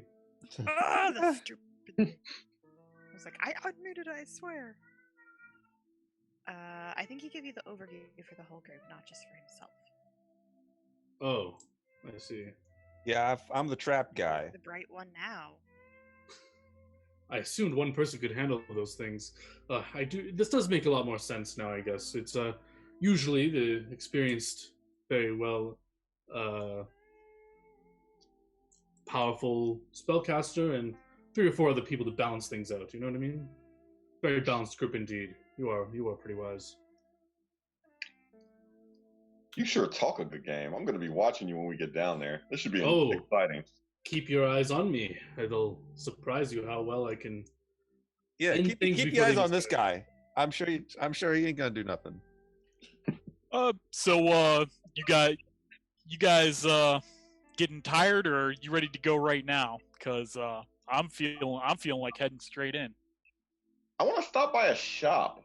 I want to get a shield now that I have a gold. Well, a couple of things. First of all, it's already a little late, and there's one piece of info you need, which is which of the entrances to the catacombs you'll need to take. Okay. And the whereabouts of, like the exact whereabouts. And now that you have the party, you can go back to the Temple of the Mistress and at least get the whereabouts, because they have someone there who has the info.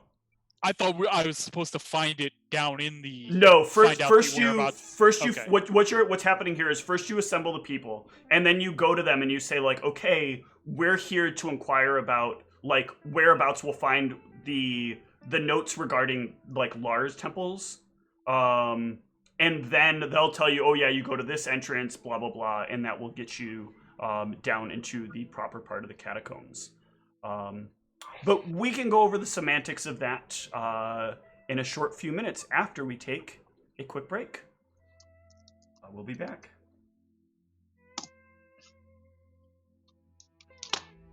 And I'm gonna.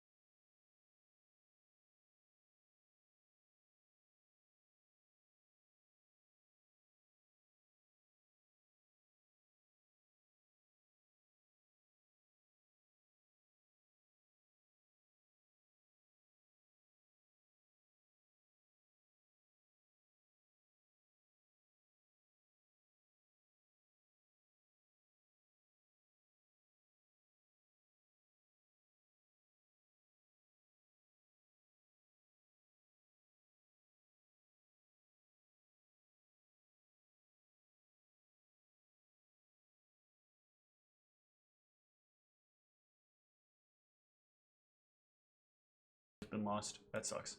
Oh well. Just maybe when you go down there, maybe remember you're still squishy on the outside and on the inside. Of course. I don't plan on getting struck by anything. That's for the peasants up front. Good.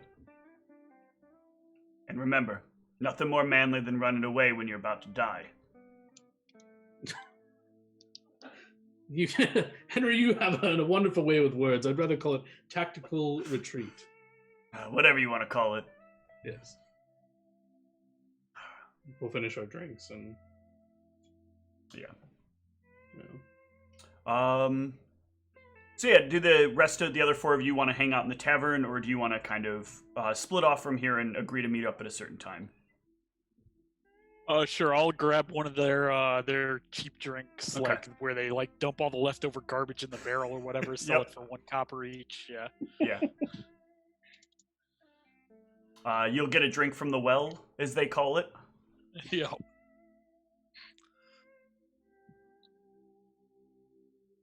If they're hanging out here, I am going to try and bother the. I don't know if did he give me everyone's names? Yeah. He introduced yeah. everybody. Okay, yeah. So I'll just be like trying to subtly get Luna to tell me what the guy's junk looks like. All right. What about Rusty and Hig? Yeah, I did say it right. Higram. Yeah, I have no interest in this. I'm gonna go try to buy a shield. Okay. Oh, what time are we meeting back up at the temple? Dawn. Ooh, Oh, okay. Could we move that a little later? I don't really do dawn. Not a team player, I see. Well, I mean, everyone could just be a team player and agree not to do dawn. What's the rush? Come on, let's enjoy the night. Have a few drinks. We can't get up at dawn if we have a good night. I'm down for drinks. See? It ain't my score. I mean, if your mistress is willing, why not you? I think you're reading the situation wrong, buddy. I mean, I Right. suppose some weaker individuals may require some extra sleep. Yeah, I can drink and get up the next day, no problem. Well, when you put it like that, it's not weaker. It's more of a status thing, you know? It can't just be waking up at all hours. Lesser constitution. Got it. No big deal. Spells require careful mind and preparation. You can't rush. I got spells. I don't require any of that. Well, that's why you need me and I don't need you. Okay. Perhaps you're right. Perhaps. Listen, perfection doesn't just happen in an instant. It's got to take time. My robes, you need to be freshly pressed. You know, it's part of the magic. Let's do an hour after dawn. Let's make a deal. Good? Settled? Hey, don't bother me. There you go. I'll be there, Don. You guys are an hour late. I'll just be eating. Hour late? You'll be an hour early. The time is an hour after dawn. Early's I fine. walk away. All right, let's have some good times. Let's drink. I'm also gonna leave. I'm gonna try and scam some people. Okay. So are you still gonna be around the tavern scamming some people, or? Yeah, I'll try around the tavern Okay. to scam some people. They're probably drunk, so I'm gonna try and find drunk people to scam. Yeah. You want to do some social scams, or do you want to like slip coins out of their pocket scams? I want to do the thing. I like the thing you suggested because I had actually thought about doing this, where I like brew a couple of potions that are the same, or actually it doesn't really matter if they're the same because it's not going to work on anyone else. Yep. So I brew like 2 random potions, like a let me look at what I have again. Probably like disguise. I guess disguise is like the coolest. That would have the most visual effect. So I'll brew like a disguise self potion. and just something else that probably doesn't matter. Yeah. So yeah, you can brew the two of them up, and go ahead and give me a diplomacy or a bluff check here. Yeah. So you got this potion, and you like show him. I could look exact. This will make you look like anybody. You could look exactly like me. Hell, I could look exactly like you. And you'll like take a drink and demonstrate like that you can look almost exactly like him. It's like, oh my god, really? Yeah, really. That's amazing. I don't have a lot on me, but I could really use that. It would really be a way to win over the ladies. Who am I talking to? Am I talking to Hank? Or sorry, yeah. The guy looks kind of familiar, but like you weren't really paying attention probably to what was going on up there. But it's some guy who like just struck out with some woman. He's got like a hand mark on his face. I could really use to not see this. This anymore. one will make you a hit with all the ladies in all the right ways. Oh, thank you. I've only got like a couple gold on me. Is 2 gold enough? Oh, sure you don't got anything else? Well, I got this necklace. It's probably any attempt for me to see my best friend getting scammed. You can give me a perception, but I'm gonna say you're a little bit distracted because you're like focused on Luna. That's still probably enough. It's probably enough to notice, but maybe not really care as much. Like you don't realize exactly the gist of what's going on, because you don't really know much about Rusty. So maybe he's over there making some kind of fair deal or helping him out with what's going on. So you just kind of don't get the gist interaction. Of it. Yeah. So if Henry tells me like I bought this potion off this guy, I would see like that in. Correct. All right. Fair enough. This chain's probably worth like I don't know, 5 or 10 gold. Can I roll an appraise? Yeah, give me an appraise. Yeah, he's pretty honest. It's worth probably about 7 gold. Yeah, I could probably do that. All right, this is gonna be awesome. He'll like hand it over. This is less than I paid for my last woman. I mean, hey man, it's your business. Yeah, I suppose it's your business too. And he'll like take a drink of it.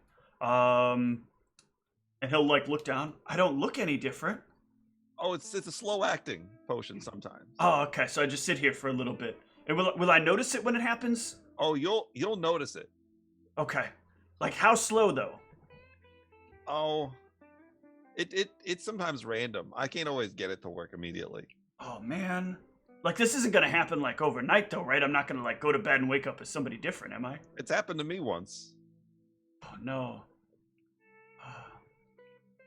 I should have asked this beforehand, man. You're not one of those like those Ganthet people, are you? Or one of those 8 people where you like believe in chances and like randomness? Oh no, not randomness. I gotta earn everything. Oh no. This is one of those things where I gotta like do something before I get it, isn't it? I heard about this. I'm not gonna say anything. I'm just gonna let him talk himself into. Yeah, I wonder what I have to do. I probably have to like prove myself, prove that I'm worthy of change. Yeah, that's it. If I prove I'm worthy of change, I'll go do something good for somebody, and then it'll probably work. Thank you so much. You're welcome, friend. Yeah, and Felix, you'll definitely notice as Henry like gets up and something you've never seen him before, but leave the bar. Where's he off to? Anyways, back to you. I whisper to Luna. So tell me, how much is he paying you, and then what does his junk look like? I must know. What you think he's paying me, and how would I know what his junk looks like? Well, you are his mistress, are you not? No, I worship the mistress. Oh, interesting. I'll try to gauge if she's like trying to say some like code or she's like embarrassed of being a mistress or something. With a 9, I think you're kind of getting that vibe. Like she doesn't really like what she does. So she's probably got some other term she uses for it. Right. So I just wink at her like, right, worship the mistress. Right. Are you an idiot? Far from it. You do know that the mistress is a goddess, right? Totally. Yes. Do you have any ranks in knowledge religion? Nope. Okay. I'm sure you're screaming out for God every night, worshiping this goddess. I mean, sometimes yes, but not. I don't think in the way you're implying. Listen. You do know I just met him today, right? I don't. Oh. I've only Interesting. came to my actual temple to the mistress. And Oh, was he looking- came to your Oh my temple. god. Okay. Go on, we're getting there. How can I put this in words where you won't turn it around? Never mind. I don't even care. You can think whatever you want to think. Right. Just tell me what did his thing look like in your temple? As you so put it. Don't know what his thing looks like. For the last time, You're a I tough met one. him today. I have not seen his junk. I'll get it out of you eventually. I just like lean back and sip my drink. Knowingly, but wrong. Never seen. Like in my head, I'm just like, I've never seen someone resist my charm so aggressively. Interesting. It's like looking at her, like puzzling. Oh my god. The 5 of you can enjoy your night. Higram, you can easily find a shield. Unless you want some role-playing there. Nope. Not necessarily the most exciting thing, though. I want a heavy wooden shield. So, we did it. Yeah, and morning will come. And Higram, you can meet at the meeting spot first thing in the morning. Who else is there at dawn? I'll be there. At I dawn. am. Okay. I mean, I assume I would be, but I assume I'd be, like, going into the temple and making sure that they know that, like, hey, I found something like you were talking about, and I'm gonna be gone for a little bit trying to, bring those experiences in. Okay. And Felix is set on this hour after dawn? Oh yeah, like I'm probably up at dawn, but I'm doing like my morning routine. I'm like exercising a bit, checking myself out in the mirror.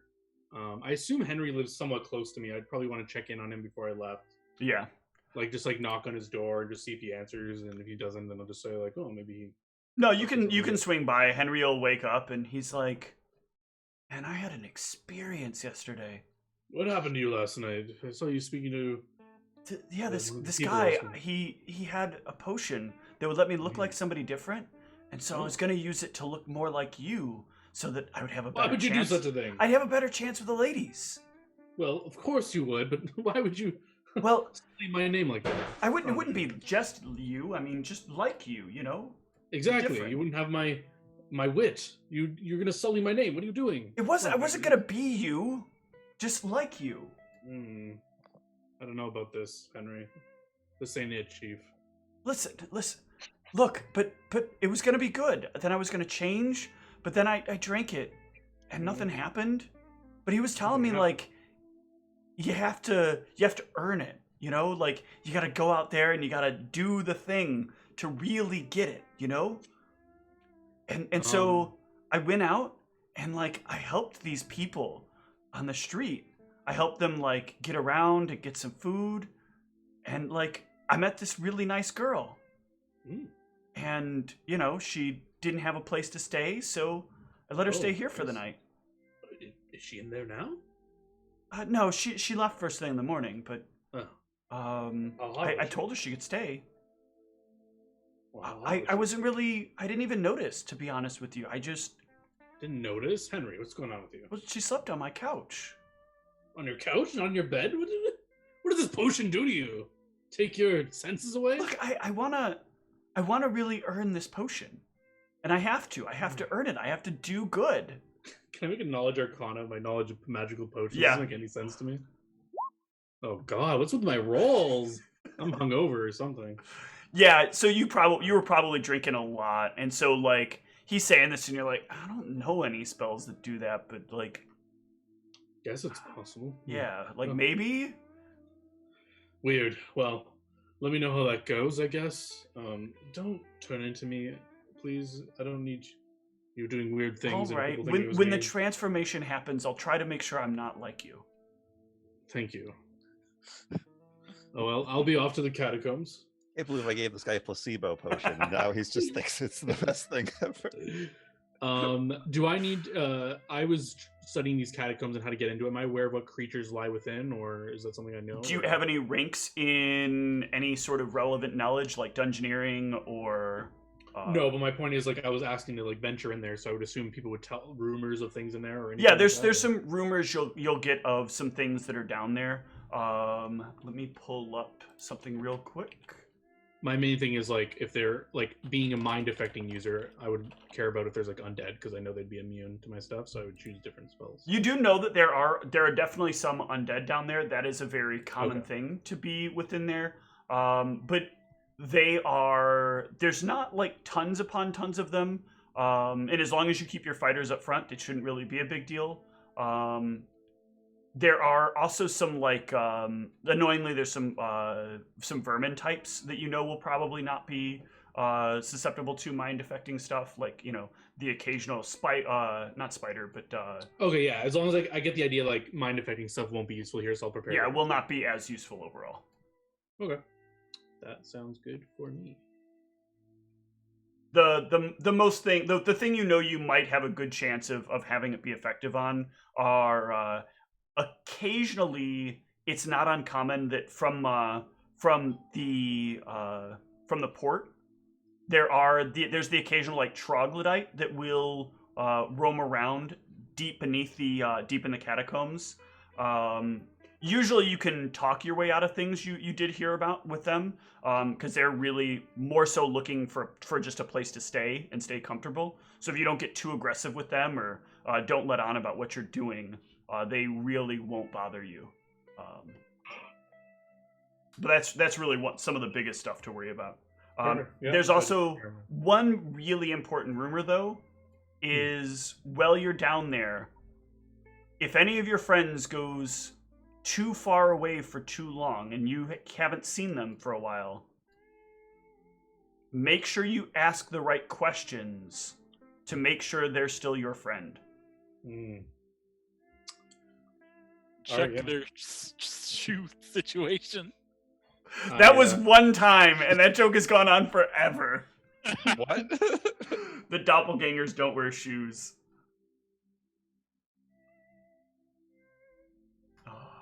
Yeah. So, once I prepare the appropriate spells, which I've done, I will meet my way over to the group, and I'll let them know about this. We should have some sort of like phrase that only we know, and let them know about this rumor I heard. Well, when you get over there, I'm assuming the four of you go in to get the information that you came here Oh, for okay. without him, right? Yeah. Yep, heading in at dawn. And then Okay. maybe I would try and, I don't know, sell some experiences. if Okay. I have an hour. So you won't be able to. They're like not as interested in your experiences. There's a lot of like your types, and it's hard to figure out like what's a good experience to sell for them. So they're having a lot of trouble gauging you. So they say like you can come back as you think of more of the experiences, but they're really looking for like a big juicy nugget of something. And you kind of have to let into like what it is that you really do out on the streets as well. And the knowledge of who you are will kind of be known to them as well in these memories. So this will take away some of your anonymity. So I feel like that's part of the problem is you'd be like trying to meander around like what it actually is that you have for sale that would be of value. Yeah, I would probably say something like about some heist or something I probably didn't. Yeah.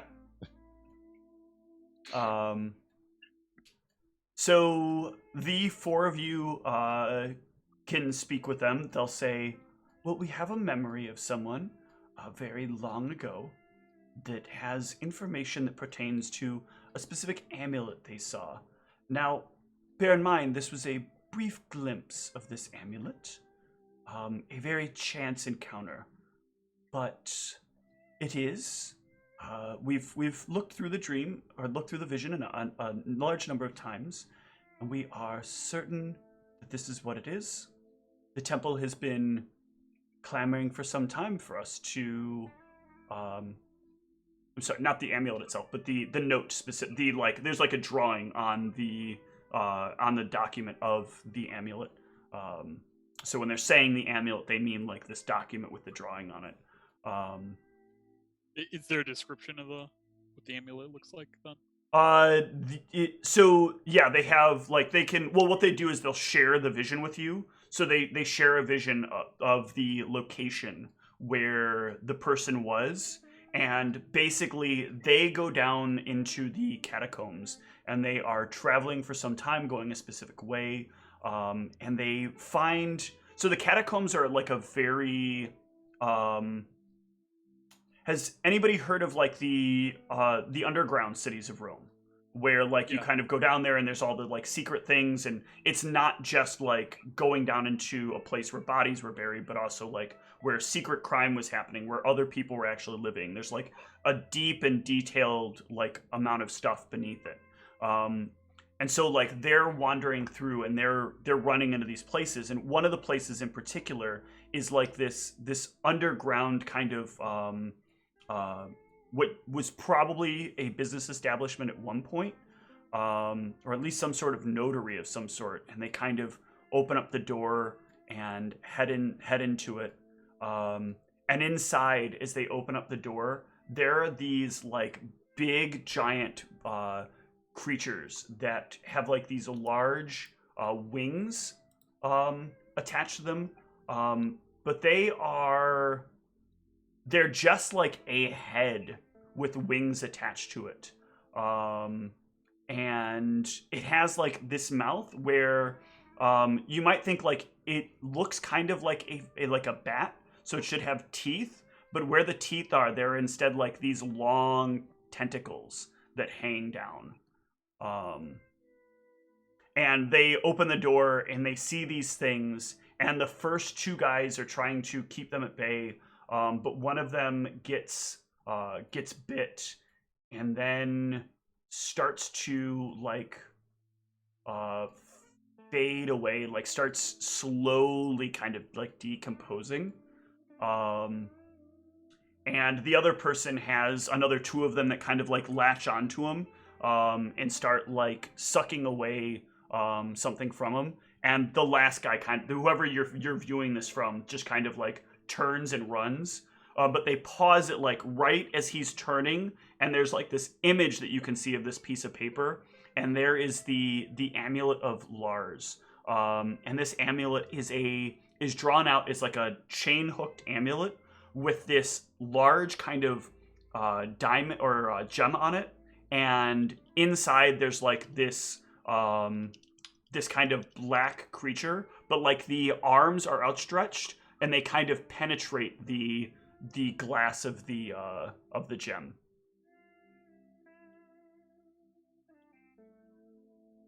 There's some words on there, but like as they like try to push in closer, they're like, the problem with images like these is your mind can only remember whatever it can remember.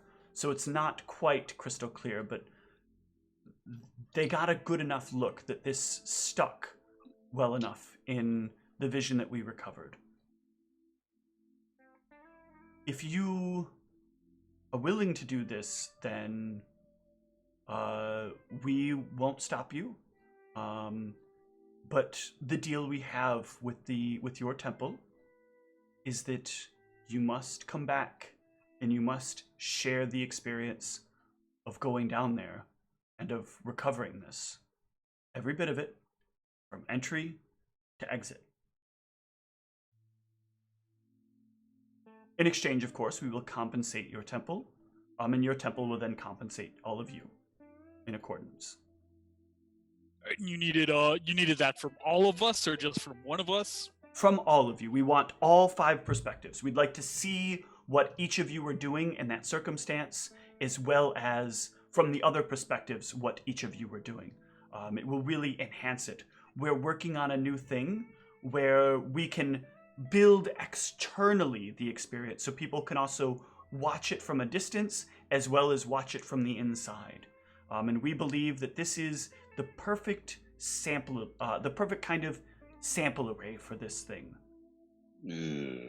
So, we're not going to be held accountable for any questionable things that might happen, I'm assuming. Why would we hold anyone accountable? You're making a deal with us for something amazing. We're not going to tell anybody if something goes maybe unexpectedly. What? That's not our responsibility. We don't owe anyone anything. You were saying people could look at this remotely, though. Sure, but we can keep things as anonymous as possible. Well, I guess it would be hard because they would see you. Yeah, they would see me, and they would see them seeing me, and seeing them. You don't have some way to just blur the faces? We've been working on that. It's a little bit hard, though. Unfortunately, it seems like as of late, a lot of our clergy and a lot of Thoth's clergy have been at odds with each other. Some people just don't take breakups well, I guess. Right over my head. But I have knowledge religion. Yeah, give me a knowledge religion check. So are they saying that's canon that the mistress and Thoth were fucking? Let's see what this knowledge religion says. Okay. So Silvio, there is a rumor that there is a sort of, it's not really a love triangle, but there is a kind of like, we'll put it this way. The mistress is a very giving deity. And everybody has kind of been able to, like, the rumor is that everybody's kind of been able to have their time with the mistress. And there is some, like, soft rumor that the mistress is becoming less interested in a couple of key people. Basically saying, like, ethics is starting to get in the way of, like, the ability for her to kind of further the cause. And so she's going to start distancing herself from them. And Luna will know that this is really the going thing. There's been a lot of deals. A lot of what you tend to find in this kind of thing with followers of the mistress is that when you have like deities that kind of have romantic interests, there's a very strong draw between, like, a very strong tendency for followers to end up in relationships or in some form of like attraction to people from these other religions. But that's sort of like come full stop. Like a lot of the priests and priestesses here that had relationships with some Thoth people or like sexual encounters with Thoth people have suddenly like stopped having those relationships. And it's also come out that a lot of those followers of Thoth have been secreting away some of the memory orbs, some of the experience orbs. And later on, they've been found to be destroyed. And of course, the followers of Thoth are claiming it didn't happen, it wasn't us. But you know that there have been like confirmed reports that this is true, but both sides are trying to keep this hush-hush because they know that there's an arcane or a divine arrangement that they have to kind of keep in balance, and so they don't want like mistress followers all of a sudden uprising its Thoth followers, because then it could spiral into some kind of war thing. And this is more like they attribute it to like a sort of like jealousy now that's happening between them, because like this is what has to happen in order to make deals occur. But the rumor is that it's more based on the whole sexuality of the thing, but it really is more than just the sexuality. It goes much further than that.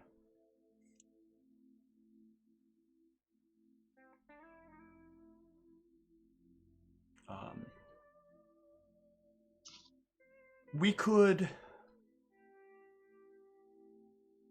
make sure that your names are cleared of anything before we make this known. How would that fare to you? Sounds better. We have our ways of making sure that anything that might go wrong down there will be taken care of. So long as you don't kill each other or anybody of importance, we should be able to clean things up quite nicely. And you've done this before for other groups?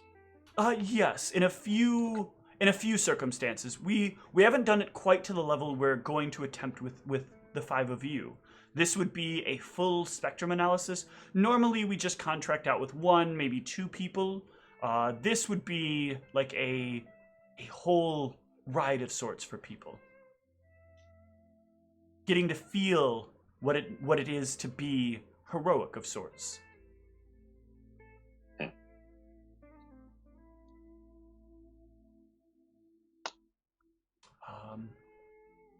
So yes, I would hope that you'll come back safely. Mind yourselves down there. It is at times very dangerous. And if you don't properly mind yourselves, make sure you run fast. Any other questions before you head down? We did see those weird bat creatures. Yes, you did see the bat creatures in it. What were those weird bat creatures?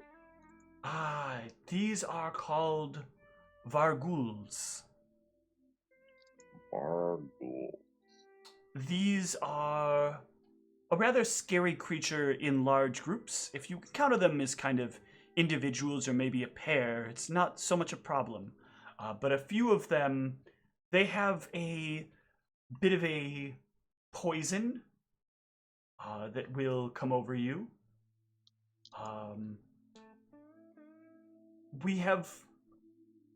We've noticed something though very concerning. The time down there seems to have made certain aspects of their bite stronger.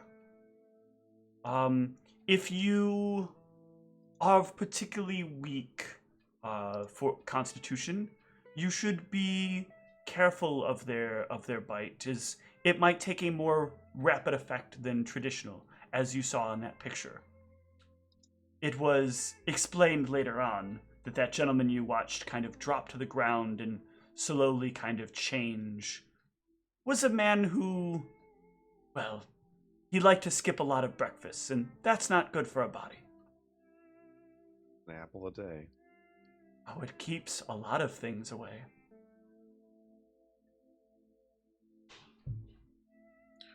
So from what we saw, is it completely pitch black down there? Do we need to bring torches, or will my low light vision suffice? No, it is pitch black down there. They had torches as they were traveling through. Okay. We also have magic that can take care of that. We don't necessarily need torches. Perfect. Well, you do know that it's a few hours into the catacombs to get to this location. Just FYI, so that you know for magic purposes. Keep those limits in mind. Yeah, I mean, a light is just a cantrip that I can cast over and over and over and over, so.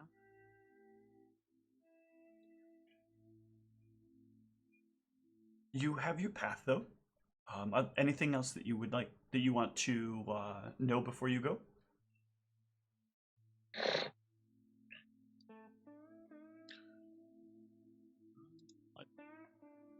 I can't think of anything. Very good. Best of luck to the 5 of you. Wait, am I there? I thought they went. Or I'm sorry, to the 4 of you. Yeah. And the 4 of you can head out to find Felix standing outside. Morning. Morning. I see we're all here right on time. So we were warned that these that there's Varguls down there, these little bat-like things with tentacles. Whose bites are particularly dangerous to low fortitude people. I figured you might want to be wary of their bite. Oh. Not in particular, but thank you for the knowledge. I have knowledge of my own. Perhaps you all have missed a key rumor I've heard. Apparently, there may be some illusionary or shape-changing creatures that will try to trick us if we stray too far from each other. We should come up with a common phrase that we all know right now. So if we stray apart and meet back up, you can ask them this phrase, and if they know it, then they are who they seem to be. Sure. So what should the phrase be? Something not obvious. Yeah, something that we would not normally say in everyday conversation or combat.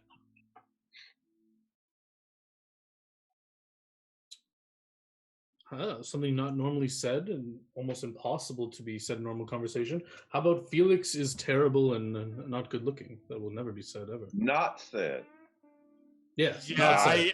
I actually see several situations where that might very well be said. So, so we should probably think of something else.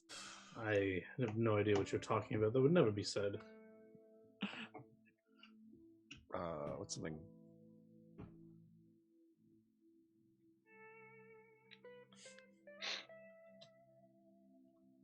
Need to look up. How about Jabora's jinxing jaunt? And I'll kind of like show off my familiar. It's a Jabora. Little cute little mouse thing. Comes like popping out of my I don't know. Or have it under my cloak or something. My raven looks at it like it's tasty. Wait. Oh, careful.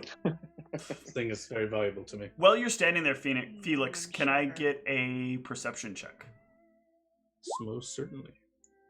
You will notice that the sign above this building says the Mistress. Oh. Didn't know we were meeting into your establishment, your place of employment.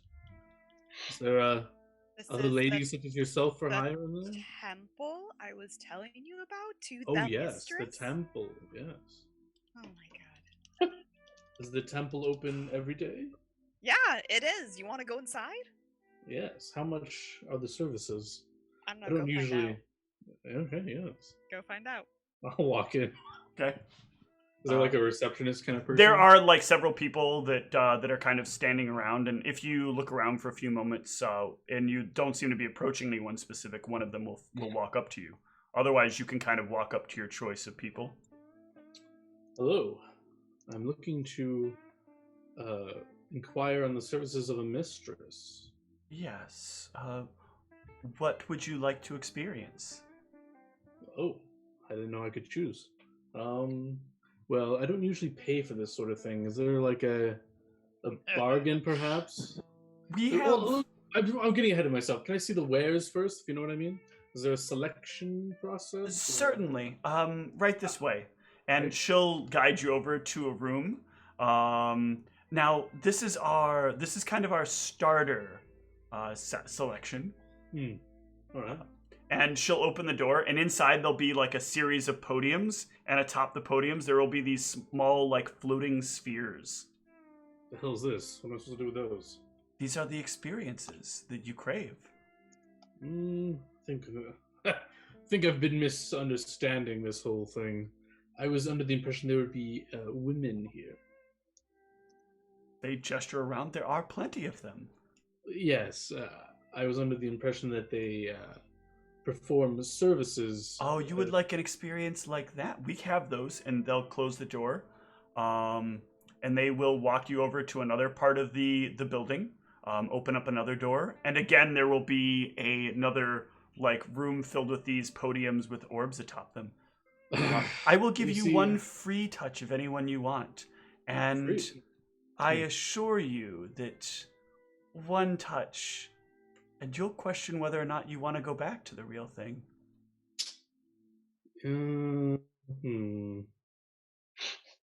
What are your skeptically? What are your interests? Your, as the outsiders call it, perversions. Well, you see, a gentleman never kisses and tells. It's okay. I much more prefer the real thing. You see, I am experienced with magic, illusionary, and all that sorts. This is not merely illusionary magic. Illusionary magic is what those who dabble in the arcane arts, or even those who venture into the realm of the blue, do. What we do is far beyond that. It is simply and exquisitely divine. Yes, I'm not a huge fan of the divine, and I like to keep this intact perfectly. I don't like things messing around with it. I know how poorly that can go. I misunderstood. I'm in for the real thing. So that is your loss. Many a wizard have come here for a taste of things they can't have otherwise. We store a lot of memories of very interesting things here. You store memories of these wizards? All of these things that you see here are experiences had by people. We have experiences of a great many things. Experiences of casting your very first Wail of the Banshee. Experiences of watching someone enjoy themselves from afar. Much more interested in this Wail of the Banshee talk. Listen, how much would it be to view these memories and of these people? Well, to view a experience of a whale is a more costly thing, and we do need you to sign a liability because, well, we haven't had anyone die to it yet. We have some concerns that it is potentially possible for the spell to affect the person who's viewing the circumstance. We don't think so, but again, it's never failed. It's never happened. Well, I think there are a bunch of people waiting on me outside. Perhaps I'll revisit this at a more time when I have more leisure available. I'm more interested in perhaps if you can look this up for me. Very extravagant experiences of some spellcasting individuals. Not so much just casting a spell, perhaps saving a city, doing heroic things. Just to study up for my upcoming lessons. I'll do a little bit of research and I'll see if I can find just the right experience for you. Excellent. It's been a pleasure. And they'll lean in a little bit and they'll say, and maybe if you'll try a little something you're unfamiliar with, I'll try a little something I'm not so familiar with. I'm not sure what this means. What do I get the feeling from this? That she is offering, she's kind of implying that it's actually less normal for her to have traditional relationships with people. She talks about these orbs like this is a person replacement. And so you get the impression she's implying that would be a new experience for her. Excellent. We'll revisit that as well. I look forward when I'm to next it. in. Thank you. Just give her my award-winning smile, and I'll head out. Yeah. This place was awesome. How have I never been here before? When he comes out, we're gone. Hey, where's everyone? They left. But yeah, you guys can head towards the entryway that you'll need to go through to find the area, the catacombs that you need to go. It is out near Whaler's Gate, out here in this kind of smaller empty space back here. There is specifically like an alleyway that you can kind of go behind, and it's there's a lot of signage like warning you like danger, enter here at your own risk. We are not responsible for anyone or anything lost to this location.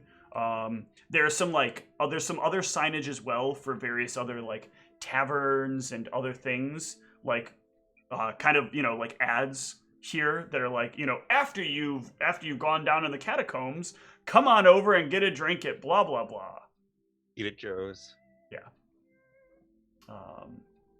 But yeah, it is otherwise like closed off, and it's closed off very specifically with a very heavy steel trapdoor.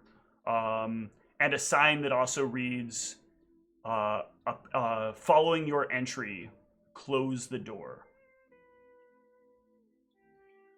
All right, now don't forget our keyword, because if you do, when you say the wrong thing, we will have to kill you. Well, here's an idea for Everyone that, remember. by the way. In my experience, you always want a two-part catchphrase, question, answer. So my suggestion would be something like, who watches the watchdogs? And then you would say something like, the watchdogs watch each other, or something like that. That's my suggestion. Then it verifies both people. I mean, I wouldn't say that normally. Yeah. So there we go. Alright. Sure. Everyone commit that to memory. Who watches the watchdog? The watchdogs watch each other? Yeah. I mean, you can workshop it. I'm just thinking out loud. Yeah. I can't imagine ever saying that. Yeah. I'm So disappointed we gave up on my Jabora jinx, but anyway. Should we discuss any tactics so we're aware of each other's abilities? Wizards in the front, right? Peasants in the front, important people in the back. Just kidding. But really, I should be in the back because I don't want my spells to be interrupted. yeah, I'm in the back also. I'm in the front. There should be somebody else strong in the back so that when we get ambushed, you guys don't both get eaten immediately. Yes, I'm back there. That's fine. But I could be right behind the front. Way to sneak up on things or sense traps if they need be. Yes, I did specialize in enchantment in my studies, so I will be not using a lot of those spells here, as I feel a lot of these creatures will be immune to such things. But I have I can make the floor slippery and help any of you if you get caught in any grapples. And Are Varghul's nature or religion? So I can check if they are able to be enchanted. Varghul's are religion. They're not natively, just in case anybody randomly looks it up. They're not natively, but they are in this game specifically. Oh, Steve, I don't know how you want me to do this. Can I preemptively brew some potions? I don't know how to Yes, put you them can. somewhere. Just write down in your inventory what potions you have brewed. Okay. And you can have those on hand. Yeah, so I was just looking for if Varghul's were particularly strong against something or weak against something. They are neither weak nor strong particularly against something. They do have dark vision, which you'll find to be very useful. And one extra thing you'll know that wasn't demonstrated there is they have the ability, though it is a very weak ability, it still is there, to potentially paralyze people with a blood-curdling shriek. Okay. Yeah, so I'll let the group know that info. As well as their poison. One sec. Their poison can only be takes more magic than usual to cure. So these bad creatures can be influenced via the mind? Yep, they can. Yep. Excellent. I have one spell of such prepared, but can try and put them to sleep. Okay. Can I roll a dungeoneering knowledge to see if I know about Absolutely. That is a good knowledge to roll for down here. All right, I'll do that in conjunction with, I guess, inspiration, since Yep. it doesn't Roll that and then roll an extra d6. So /r space d1d6. Well, this is gonna be. All right. I'll do it, but It could help out a lot because you could get the full roster of things that you could run into. All yeah, right, 20, very, very good. 27. So some of the things that you're going to need to worry about the most are probably going to be not accidentally walking into a gelatinous cube. Those things will kind of instantly eat you if you make that mistake. There are a large number of spiders that are down here, and one is probably fine, but they can come in groups as big as 4, and that might be a little overwhelming for you guys. There are a number of like zombies and skeletons that are left over from before. Lots of people had like used zombies and skeletons down here as like small guards, but now that they've got really no one to control them, they just kind of attack anyone and anything that comes through. There are also some other very large like vermin that wander through here: rats, centipedes, beetles. As well as two of the things that you might find to be also exceptionally powerful.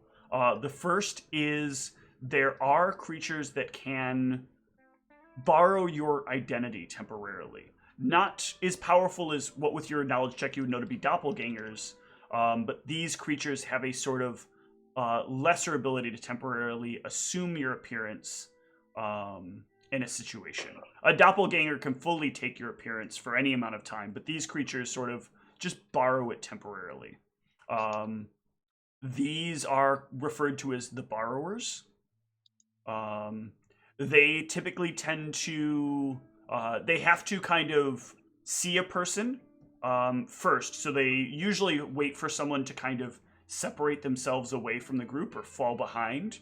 And then take on that person's appearance, try to take that person out, and then wander up and meet with the rest of the group, periodically trying to pull them away one by one, eliminate them, and then go after the next person. The other thing that you know that you would have to worry about is... where the fuck did it go?